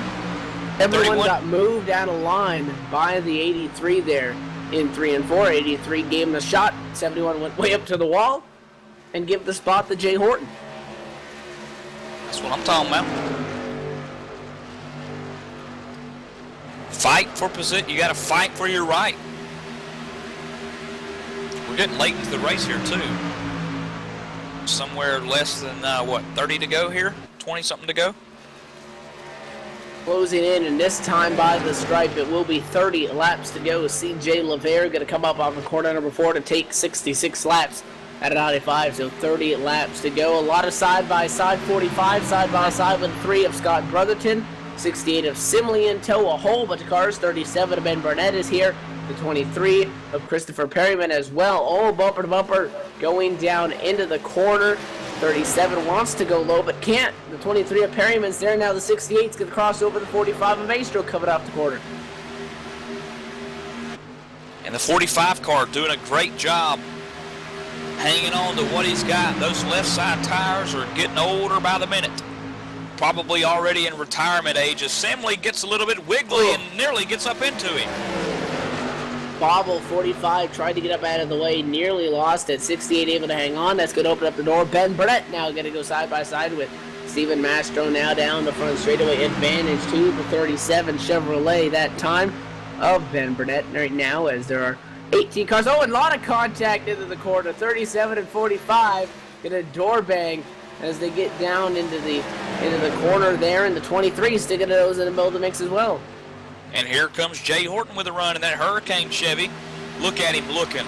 Who am I going with? Do I force the 3 wide here? Who do I go with? Do I go high? Looks like he's going to stay high here as the 45 nearly runs Burnett over, and there's a 3 wide just for a half of a second. That's the 23. Christopher's coming up. Oh, contact! No room. He turned him. Ben Burnett turned around. Caution. Oh, 48. Frank Coons going to get in it as well. Caution's going to fly as Ben Burnett. And I was worried about that 23 not able to hold the line, just slid up and in a split second. 37 right around, and man, 48 an innocent victim. And the 37 of Ben Burnett not happy. That thing is skewed to the left there at about a 15-degree angle. Everything is out of whack, and like always, when there's incidents like this, a lot of exchanging of words between drivers over the radio. John Higman Jr. is your race leader. He took the lead that last time by the stripe right before the caution. When he's able to get the number 1 spot, man, he had a rocket ship. He ate up CJ LeVere's second lead like it was nothing, and was able to get up to the number 1 spot. Pit stops. Do we see anybody else try 2 tires? We've seen it in the past. Do we see anybody else do it this time as 73 of John Higman Jr. going to lead us down? This could very well be the last pit stop of tonight, so make it count. And I think we're going to see all drivers take the 4 sides or 4 tires this time. I don't think the 45 of Mastro or anyone's going to take that lead by example. He'll take 4, and the leaders are down pit road. 66 in pretty good. Higman Jr. in good. No one's sliding through. Good stops for everyone, including Aaron. Excuse me. Sorry, Aaron. And we're going to have to see how it all plays out on pit road exit. John Higman Jr. side by side with CJ LeVere. Does anybody speed? Oh, they pushed it real close there. And, I don't know. You take a look at John Higman Jr. When they come down pit road, the pit road speed is 55. And I'm taking a look at him on pit road doing 69 miles an hour. Side by side with CJ LeVere. Over, it does not appear that he has been given any sort of penalty. J. Randall Watkins currently sits as the first car behind the pace car. He is 7 laps down, along with the 5 of Douglas Wyatt. Chad Schilling, first car in line from the lead lap. He made A strategy call on pit road. Right sides only. 35 to P1.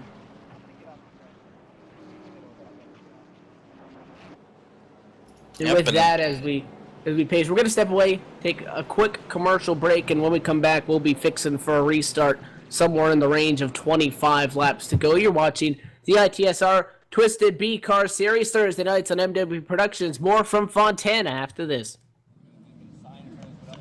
Hi, I'm Todd Malmstrom, driver of the 75M Ford Mustang GT.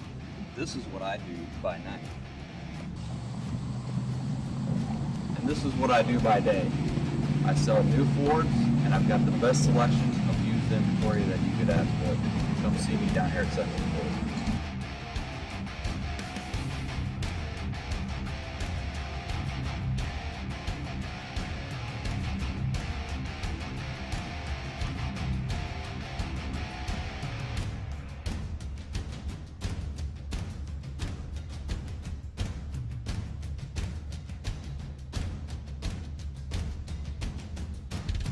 Are you tired of getting hassled at the dealerships?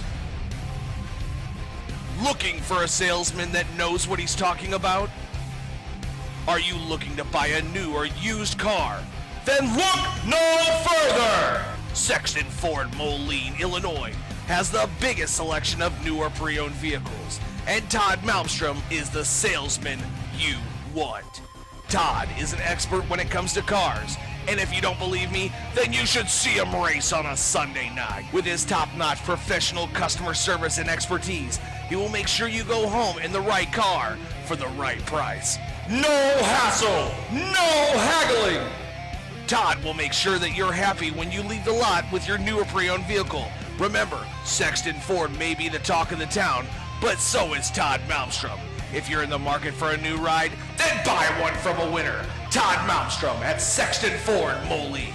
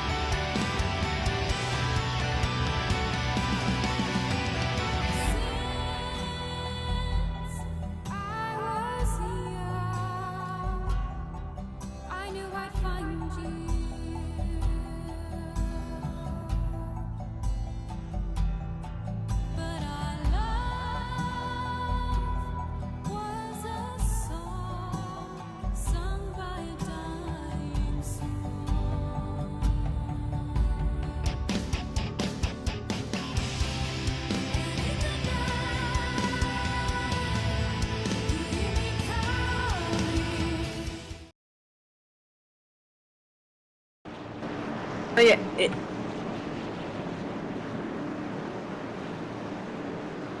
and back live here as the lights on the Ford First Racing Mustang pace car are off, and we're getting set for a restart where we now find Chad Schilling in the number 1 spot on 2 tires as we get set for a restart. 24 laps to go when we go green, coming to the checkered flag and starting to close in on the end here at the Auto Club Speedway, Fontana, California. ITSR Twisted B Car Series on MW Productions. Pace car down to pit road. Schilling, wait on it. When does he decide to go? Everybody else scrunches up behind him. Now he's on the gas pedal. The green flag is going to fly. We're back racing side by side for second. Hickman Jr. unable to hang on to the spot. The 4 of LeVert's got a nose in there going down into turn number 1. Yeah, LeVert with the nose, with the edge as Hickman Jr.'s up high. Schilling leading the way here at Auto Club Speedway, and it's starting to close the gap. Hickman Jr. looking high for the lead. The 8 car Adam coming up too, going to force a 3 wide. LeVert to the bottom. Schilling to the inside. Does anybody back out of it? No, they're going to stay in it. It was the 35 of Schilling on 2 tires that had a wiggle into the corner. That's why he lost the lead in 73 of Higman Jr. to the bottom and to the number 1 spot as CJ LeVere got right up to the bumper. Now CJ Bernabonk for the number 2 spot. Schilling down goes low, side by side for second on the apron as they continue to battle here up inside the top 10.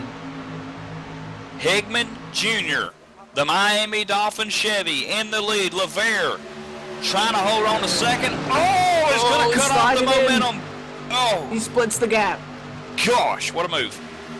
And now he's going to go to the bottom. Does he have a nose on the 35 of Chad Schilling as they go down into the corner? 35 almost comes down the 4s there, door side by side in 3 and 4. The 8 machine is in this mix as well, along with the 82 of Brian Wirtz trying to close.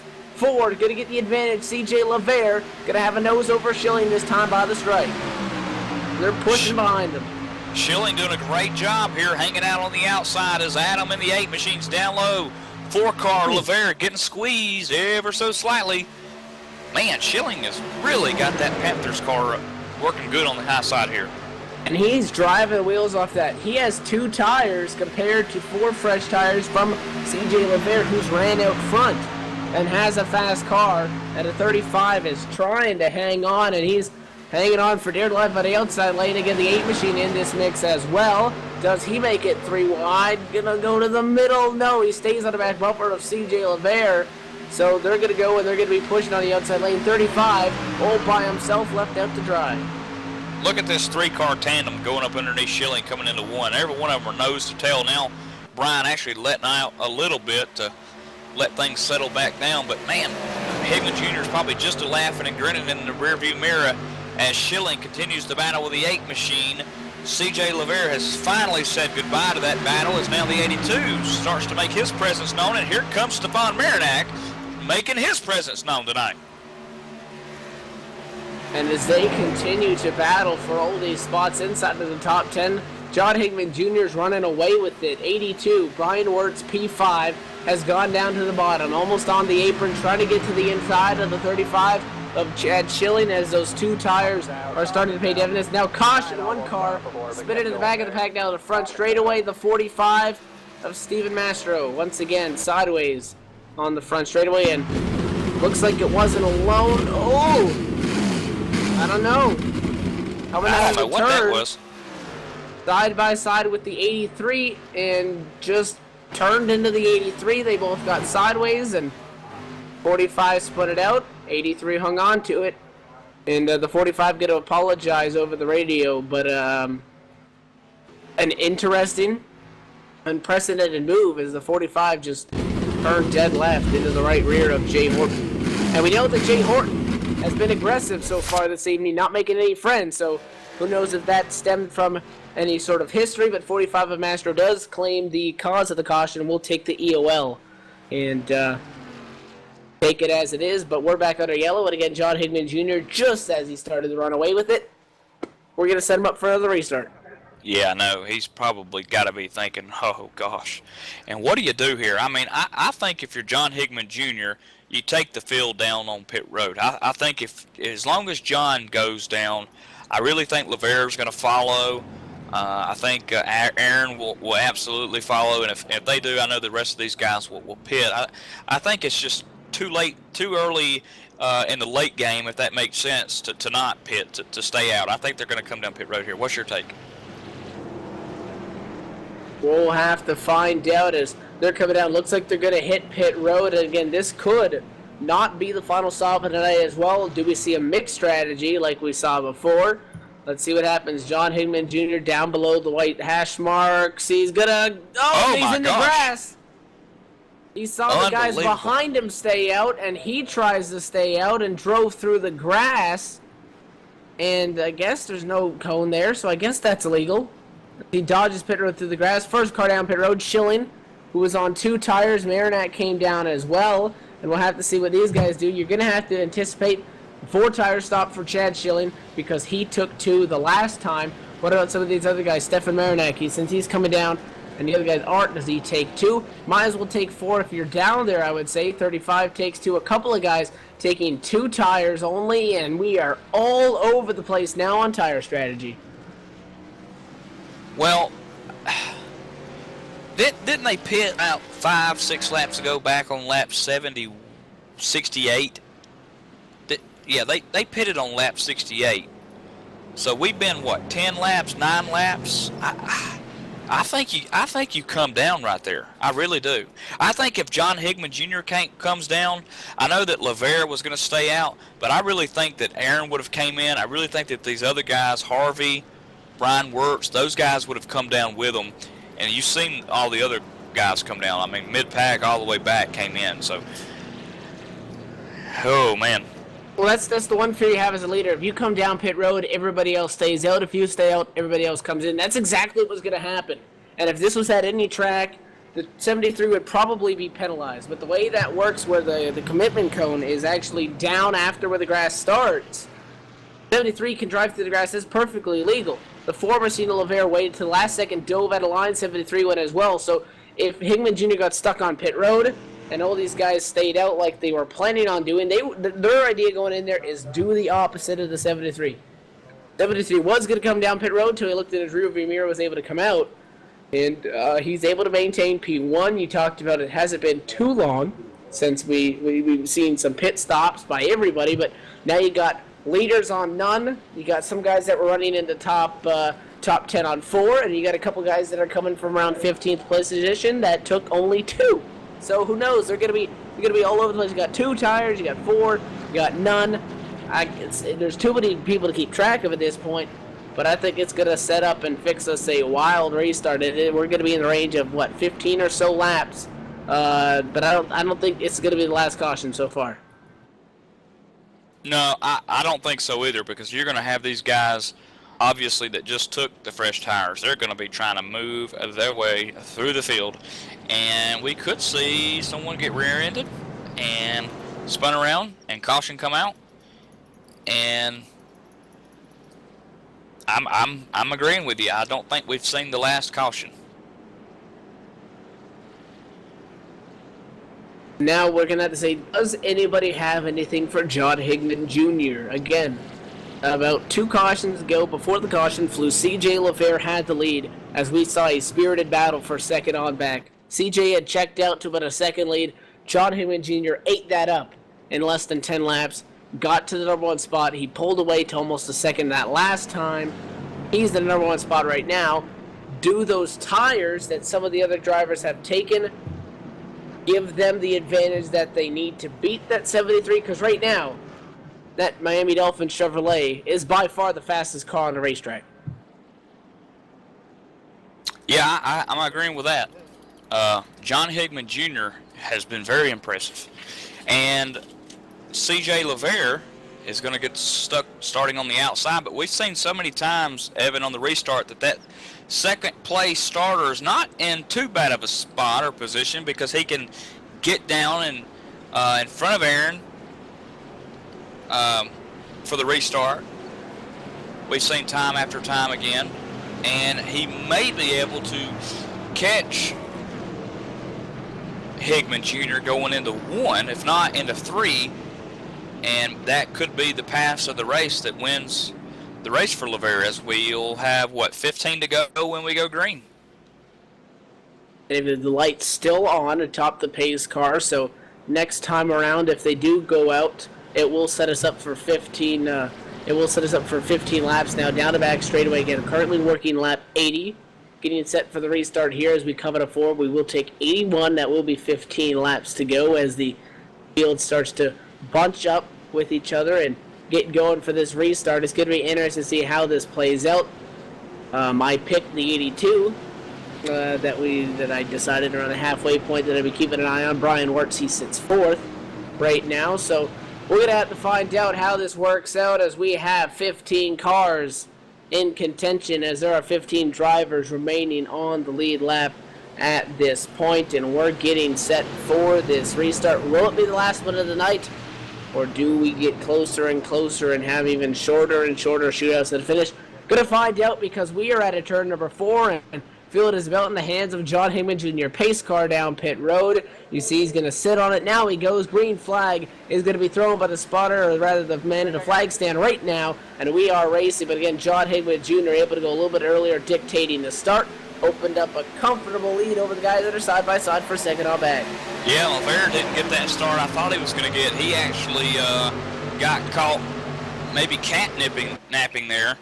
As Aaron has moved up in front of him, that's going to cut off the run of LaVere and allow the Brian Wirtz machine 82 car. Oh, I thought he was going to be able to sneak underneath, but he can't. LaVere now goes underneath for second. Caution's out. Trouble in the back. Oh, a couple cars wrecking the 48, the 37 of Ben Burnett. And it's going to be caused by Ben Burnett. He obviously with some damage. And a couple of drivers not happy with the driver of the 37 because that car really torn up and just sliding around the racetrack and just took out a completely innocent bystander in the 48 because Ben Burnett was torn up. And he's going to take responsibility for it, but appeared to be uncalled for, as that car in not really raceable condition is going to bring out a yellow flag. And again, John Heyman Jr. nailed the restart, and we're just going to group him back up. So not what that 73 is looking for. He just wants to get this thing over with. Yeah, can you imagine that? Frank Coons just driving along, and it's like Ben Burnett was heading down to the bottom of the racetrack, and Frank Coons, they just met at the appropriate time, and it's just like the worst timing possible that Frank Coons could have been rolling through there. And just like we've seen several incidents before, didn't Frank Coons get involved in another car spinning? And he was also collected in turn 3 earlier in the race, 3 or 4, I believe, that we saw that 48 get collected in somebody else's mess earlier this evening. That's where he got that front end damage. So tough night is going to be for the 48 of Frank Coons. Sits one lap down. Now what do we do? We're going to play the game of chicken again on pit road. John Heyman Jr. stays out, and everybody else is going to stay out on the racetrack right now after a little bit of a gamesmanship down the front straightaway. As nobody inside the top 10, and it doesn't look like anybody on the lead lap going to pit, so these guys may be done with their pit stops. But again, it's very likely that we could see maybe 1 or 2 more cautions left in this thing as we approach 10 laps to go. We're going to step away for the final commercial break before we take you to the checkered flag. You're watching the ITSR Twisted B Car Series Thursday nights on MW Productions. We'll have more, and we'll take you to the checkered flag from Auto Club Speedway after this.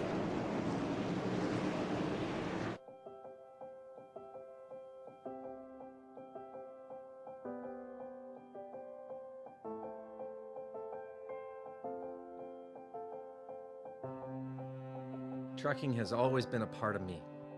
It started years ago when my dad and granddad were hauling vegetables to market in Liverpool. The family immigrated to Canada in the late 60s and settled near Alliston, Ontario. I bought my first truck in 1982 and Mercer Trucking was born. Today, Mercer Trucking has over 50 trucks in terminals in Toronto and Los Angeles. Our storage facilities at both terminals can handle any size of distribution needs throughout North America. We service the continental U.S., including Hawaii and Alaska.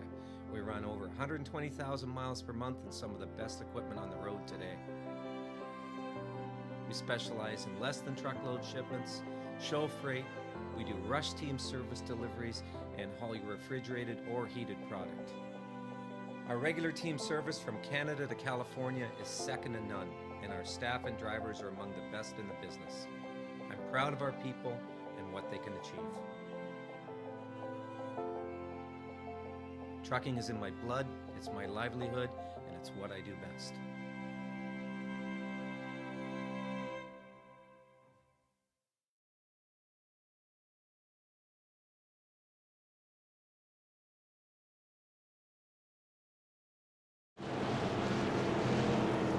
And back live here at Fontana, California, the Auto Club Speedway for race number 3 of 9 in the first segment of the 2014 and the inaugural ITSR Intensely Twisted B Car Series. As always, live on MW Productions. Again, when this race concludes, you can tune in next Tuesday for the Cup side of things here also on MW Productions here for the ITSR Twisted Cup Tuesdays. They're going to be going in to Richmond 144 laps at that race, so make sure to tune in for that as well, but not until we get things sorted out here this evening. And it's been a wild one. We've seen a lot of drivers not making any friends. We've seen a lot of beating and banging. We've seen a lot of yellows, and it set us up for, once again, a string of yellow flags towards the end of the race that is going to lead to a shootout to the checkered flag, as the lights still remain on top of the Ford First Racing Mustang pace car. And looks like we'll be fixing to get going maybe around 9 or 8 laps to go, depending on how many more laps around. If we get if the lights go off at a pace car this time by, we will go green with 10 laps to go. And John Higman Jr. still in the number 1 spot, nobody able to challenge him, and he's wanting to check out on the field, but every time he does so, a caution brings those guys right up next to him. So he just needs to keep nailing these restarts, and I think that 73 has got this thing won, because he is bad fast, especially when you get off the quarter, because you need those runs down the long straightaways, and that 73 is looking pretty stout up there.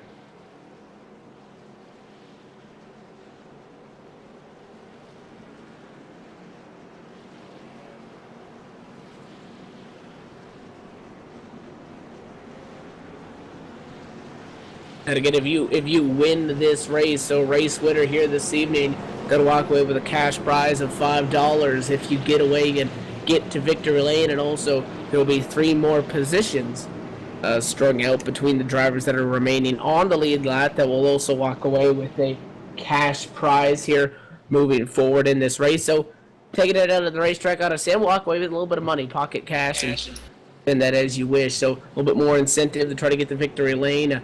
We talked about the championship standings. We talked about it earlier here this evening.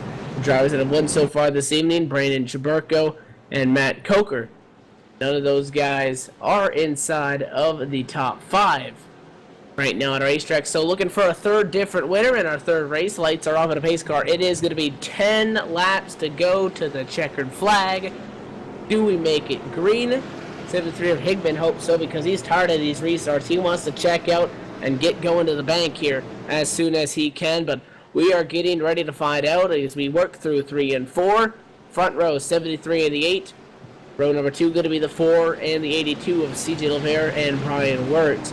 Brian Harvey rounding out the top 5 alongside John Wilco on row number 3. Pace car is coming out of turn number 4, and they anticipate that sharp left-hand turn down to the safety pit road. There it goes. John Higman Jr. in control of the field. Gonna wait now. He's on the gas. Hard green flag. Gonna fly back racing. And Fontana, no advantage. We're bumping over. The 8 is holding up the outside lane. 82 trying to find a way around him. 2 wide, 2 rows deep. Put it up 4 spots into turn number 1. Yeah, the 8 car finally going to get going here. The 82 Blind giving him a shove for all he was worth. He's on the outside. He's got a great run. Higman Jr. slipping up, easing up, trying to block the momentum as LeVere looks for 3 wide as Higman Jr. blocks down low. He's able to hang on to it. 3 wide, position number 1. Do they all hang on to it? In the corner, who's going to get the advantage? 73 gets pinched. They all get close together, door to door. Here comes the 82 of Brian Wirtz, still 3 wide, coming off of turn number 4. Advantage to John Higman Jr. this time by the stripe. 4-car battle into turn number 1. What a race. Unbelievable. The 8 car, Aaron up high, LeVere down low. Aaron's going to have to let out the throttle, going to allow the 82 black and yellow Buffalo Wild Wing Ford of Brian Wirtz to come through. He'll now take over third. LeVere second.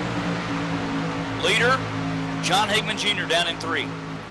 And can anybody catch him? CJ LeVere cuts off the 82 of Wirtz for the number 2 spot, side by side for P4, which is the 8 machine on the outside lane, and the 35 of Chad Schilling on the inside. Those guys side by side were bumper to bumper for second. 82 to the apron.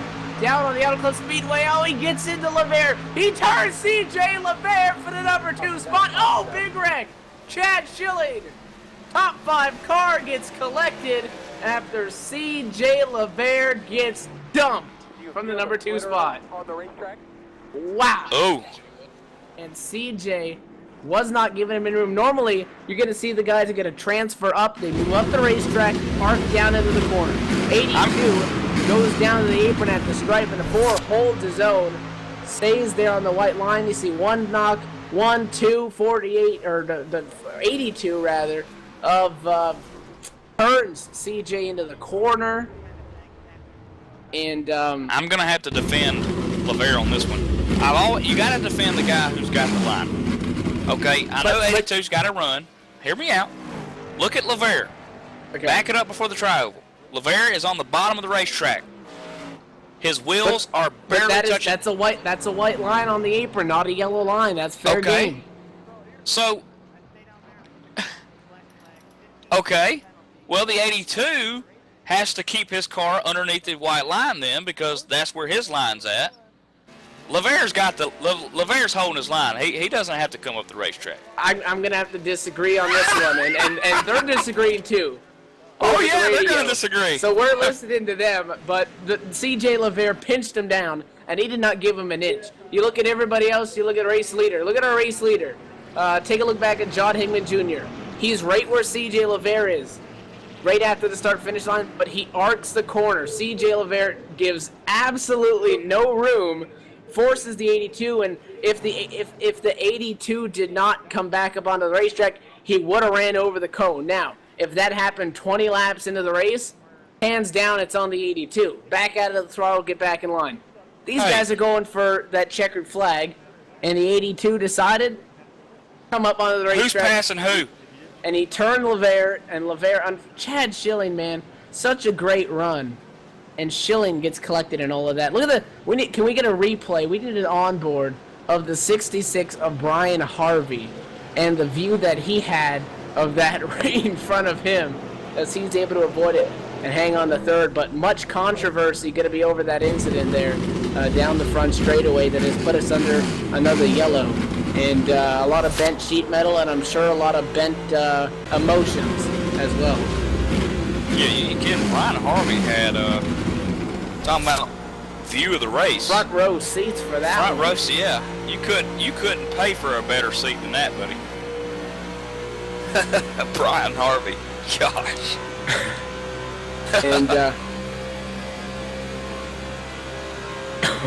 And a lot of drivers, again, on the broadcast, not hearing the radio transmissions between the drivers, and it's a good thing for that, because this is a children's show, but a lot of discussion, per se, a lot of spirited debating going on between obviously the two drivers that were involved, but not only that, and now you got other guys getting in. I don't know. We might have some sort of Royal Rumble going on pit road after the race, because a lot of people are going to remember this one for a couple more.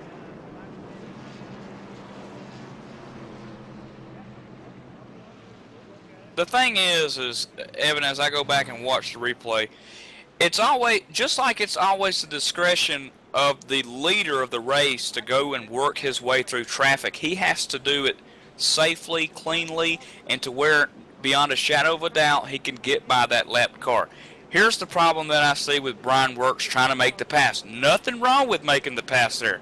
Go for it, baby. If you've got the HP, and HP meaning horsepower, to make a pass going under the white line, do it, baby. I want to see it. Get those hot wings cooking from Buffalo. I want to see the Buffalo Wild Wings cook that Mustang down on the bottom. I want to see him get around LeVere. Here's the problem with what happened.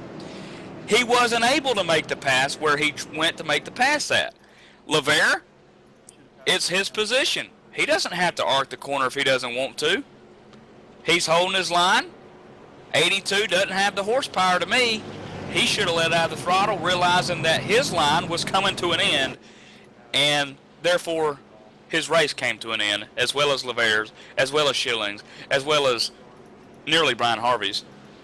It's uncalled for three cars. It really is. To not finish this race because of that. But and you can put the blame on either driver, because you look at it this way: they're coming down the checkered flag again. If this happens 20 laps in the race, I don't think we have an issue. First of all, I don't think the 82 is going to be down there if it's the beginning of the race, and if it is, he's going to back out. But if anything, the instigator is going to be the Ford, because he could have easily arced it, gave him the spot, tried to drive around on the outside. You got to look at LeVere's point of view. It's the checkered flag. He's going to hold his own, get his spot. You got to look at the 82's point of view. Come down to the checkered. He thinks he's there. He wants to be able to get back onto the track. Who knows? We'll call it a 50-50. the thing is LeVere never gave him the bottom groove. The 82 car went to another lane.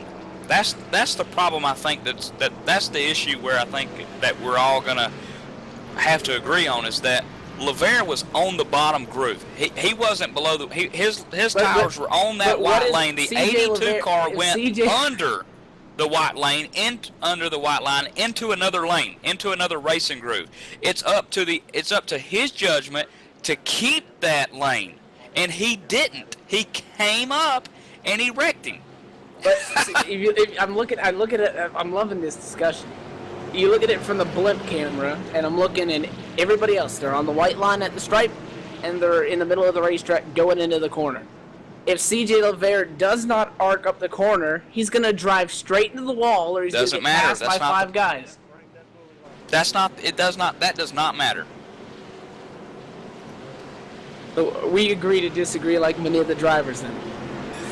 It doesn't matter how he enters the corner. It's up to his decision. If he wants to enter the corner in the apron, he can. If he wants to enter the in the corner up on the wall, he can. If he wants to arc the corner, middle corner, low corner, it's totally up to anyone's. You just have to do it safely. You have to do it to where you can do it. And 82, you got to commend him for going for the pass. I love the pass, but he didn't have enough horsepower. He didn't even get up nearly to the left rear quarter panel. What does he think? As we go back green, what does he think CJ's just going to let over? Green flag going to fly as John Hickman Jr. leads us back, and we're back racing, and he's checked out for the field. We're side by side for second on back, and this is only 3 laps to go. A caution would end the race, and we're door to door for position number 2. How about Brian Harvey up at Bix? Sitting in third right now is the 8 machine. He's able to get around by the outside lane, 21 to Matt Lacrosse, and that very bright mini egg or cream egg car, you want to call it, move it up through the pack as well. And it's going to be a battle inside the top 5 for, I think, position 2nd through 5th or a toss-up, but John Hickman Jr. just took off on a restart. Does anybody have anything for him? I don't know. Aaron's working it. He's in second now. He got around the 3rd place car, Brian Harvey. Harvey, meanwhile, trying to keep the 21 colorful basket of colors of Matt Lacrosse back behind him. Look at the 83 car, Marinac, back here in 6th and 5th place, going at it. Marinac now crossover move underneath the Hurricane Chevy, as that's a battle for 5th. In single file, P2, 3, and 4 have about a car length and a half separating those guys as they try to close in a 0.3 of a second gap. That John Hickman Jr. has opened up at the front of the field, and he's coming by for the flag that he's been waiting for a while. White flag in the air at Fontana. 1 more circuit and 2 more miles to go, and we are done. No more cautions. It's going to be a race to the checkered flag. And those guys are not done battling for P5. Stefan Marinac, has company with Jay Horton not too far behind him as those guys work off a corner number 2 with a car length separating them side by side for the last podium spot in 3rd. It's going to be the 21 of Matt Lacrosse on the outside, the 66 of Harvey on the inside lane. Who's going to get it? It's going to be a nose-to-nose. Cut him off the corner as John Hickman Jr. works at a turn number 4. No contest, victory lane. John Hickman Jr. is going to win it. Matt Lacrosse not able to make that final pass. Brian Harvey comes home 3rd. Aaron Berge coming home in 2nd. Matt Lacrosse 4th. And Stefan Marinac, Stefan Marinac going to round out the top 5 after a wild and long night at Fontana. Great job by the drivers. John Hickman Jr., man, what a machine he had tonight. And, of course, Aaron pretty much the whole entire night ran up front. And how about Brian Harvey starting 14th, coming up through the field, finishing 3rd, but it wasn't easy. He had to crossover move Matt Lacrosse like it was nobody's business and put Trapper Keeper Lacrosse back to 4th. Way to go, Harvey. And coming up, we're going to have post-race interviews. We'll talk to the top 3, but before that, we're going to step away for our final commercial break after a wild one. John Higman Jr., victorious with the ITSR Twisted B Car Series. Post-race show coming up on MW Productions. Don't step away. More from Fontana after this.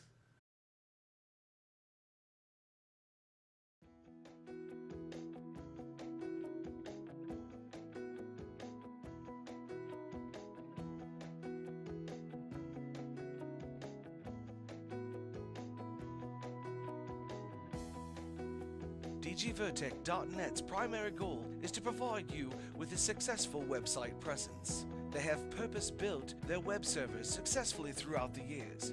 The stress testing has been done so that they can provide you with an enhanced web hosting technology that they design for using future standards today for tomorrow.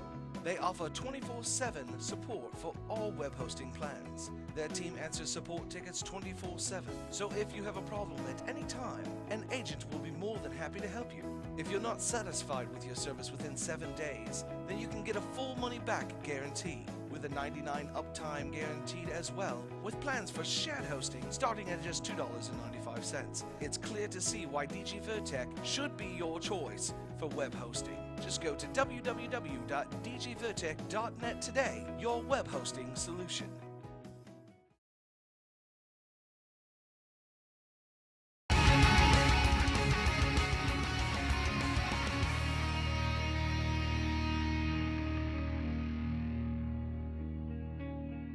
And back live here in Fontana, California, as the wild race comes to a close after 95 laps. It is John Higman Jr. able to walk away victorious. But first, we're down here on pit road. I've caught up with Brian Harvey, able to come home in position number 3. And first and foremost, Brian, talk us through that last restart and holding off Matt Lacrosse there to get this podium spot.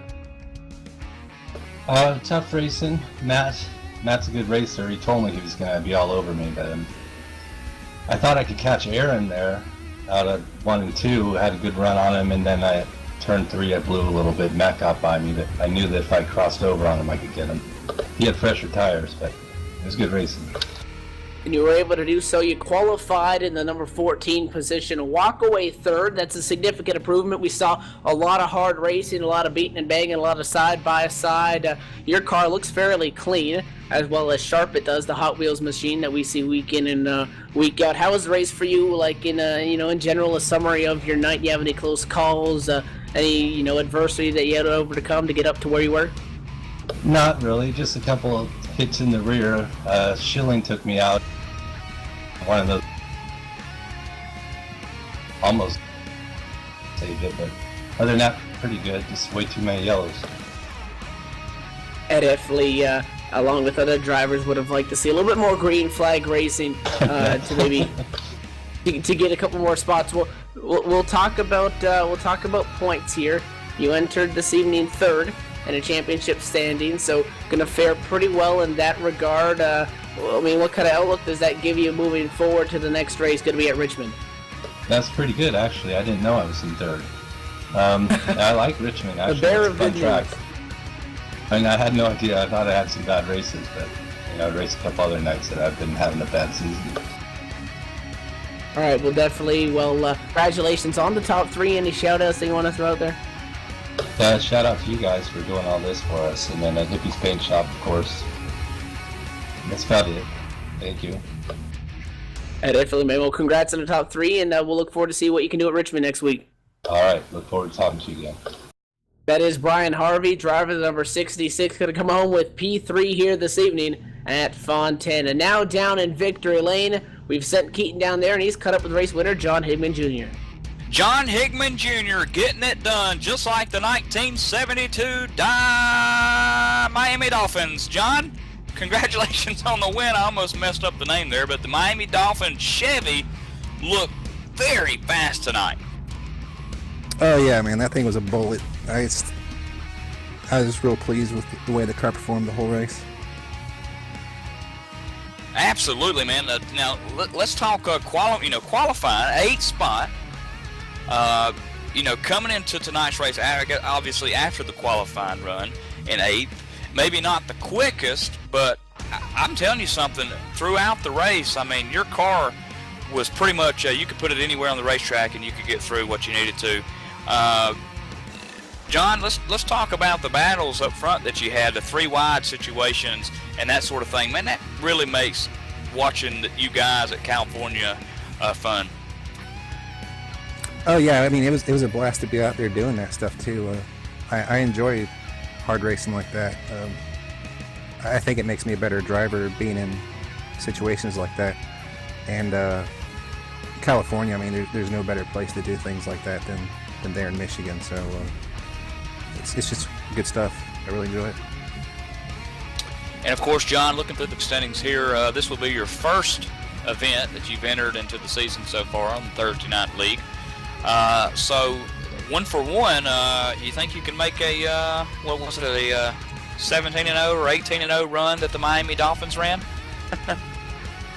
I don't know about that. That'd be pretty sweet if I was able to pull off something like that. But I'm actually going to be missing a few weeks here in all of my racing. So going on a little vacation out west. It's going to be like 3 weeks or so. So maybe I won't get too rusty in that amount of time. Yeah, absolutely. And, last but not least, John, obviously the big win here tonight, paying off for you at the Auto Club Speedway, getting it done. Who makes it happen for you? I'd like to thank the Miami Dolphins, my primary sponsor. They helped me get things done that I need to get done, and Roger Wagner for painting my car.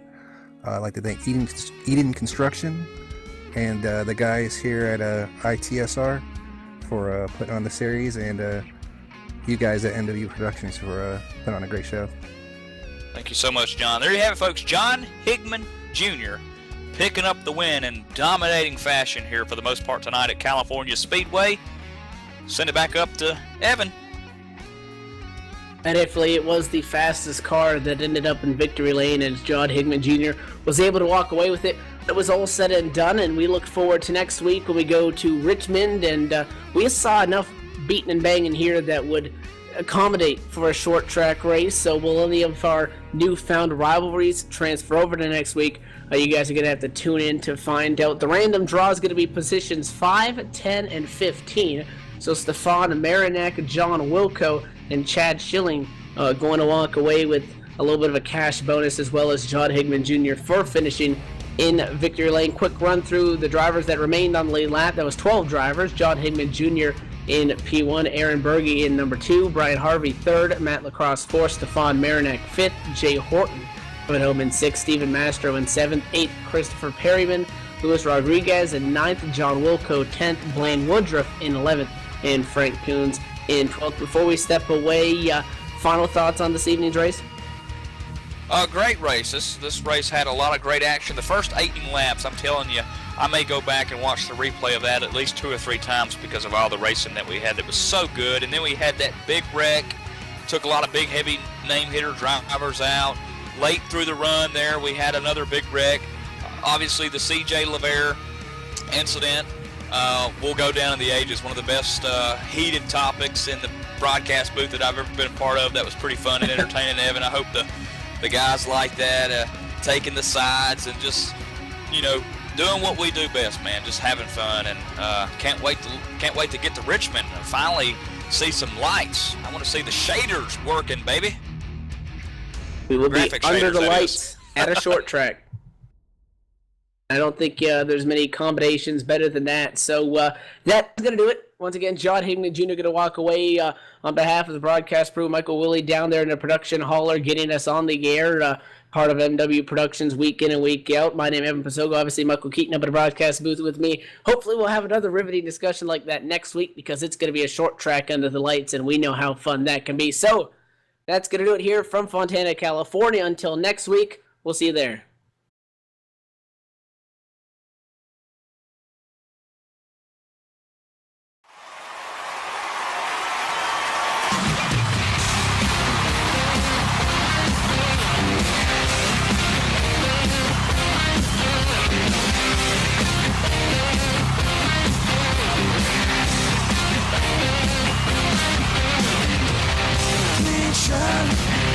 New shoes, yeah, I don't know where I'm going to. Silk suit, black tie, and I don't need a reason why.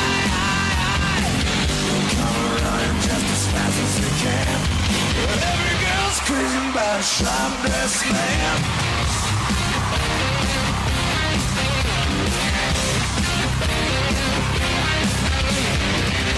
Gold watch, diamond ring.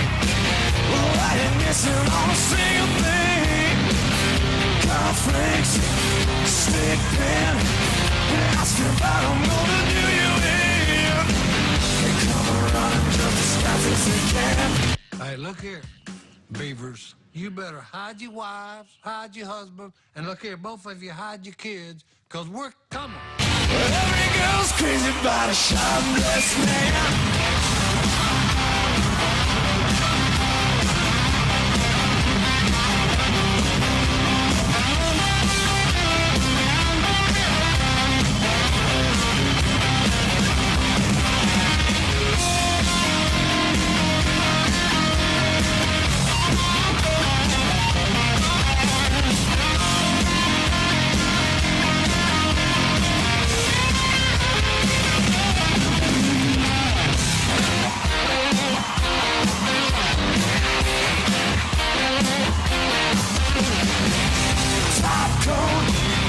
Top hat, and I don't worry 'cause my wallet's fat. Black shades, black gloves, looking sharp, looking for love. They come running just as fast as they can. Every girl's crazy about a sharp-dressed man.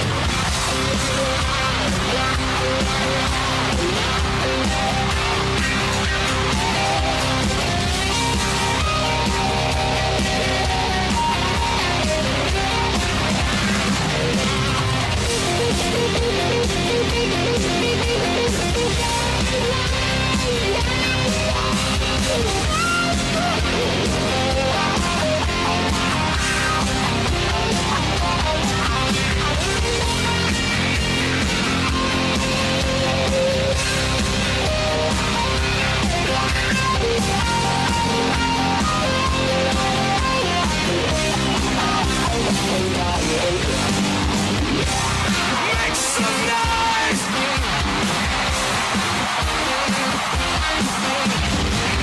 Clean shirt, new shoes, and I don't know where I'm going to. Silk suit, black tie, and I don't need a reason why. They come running just as fast as they can. Every girl's crazy about it.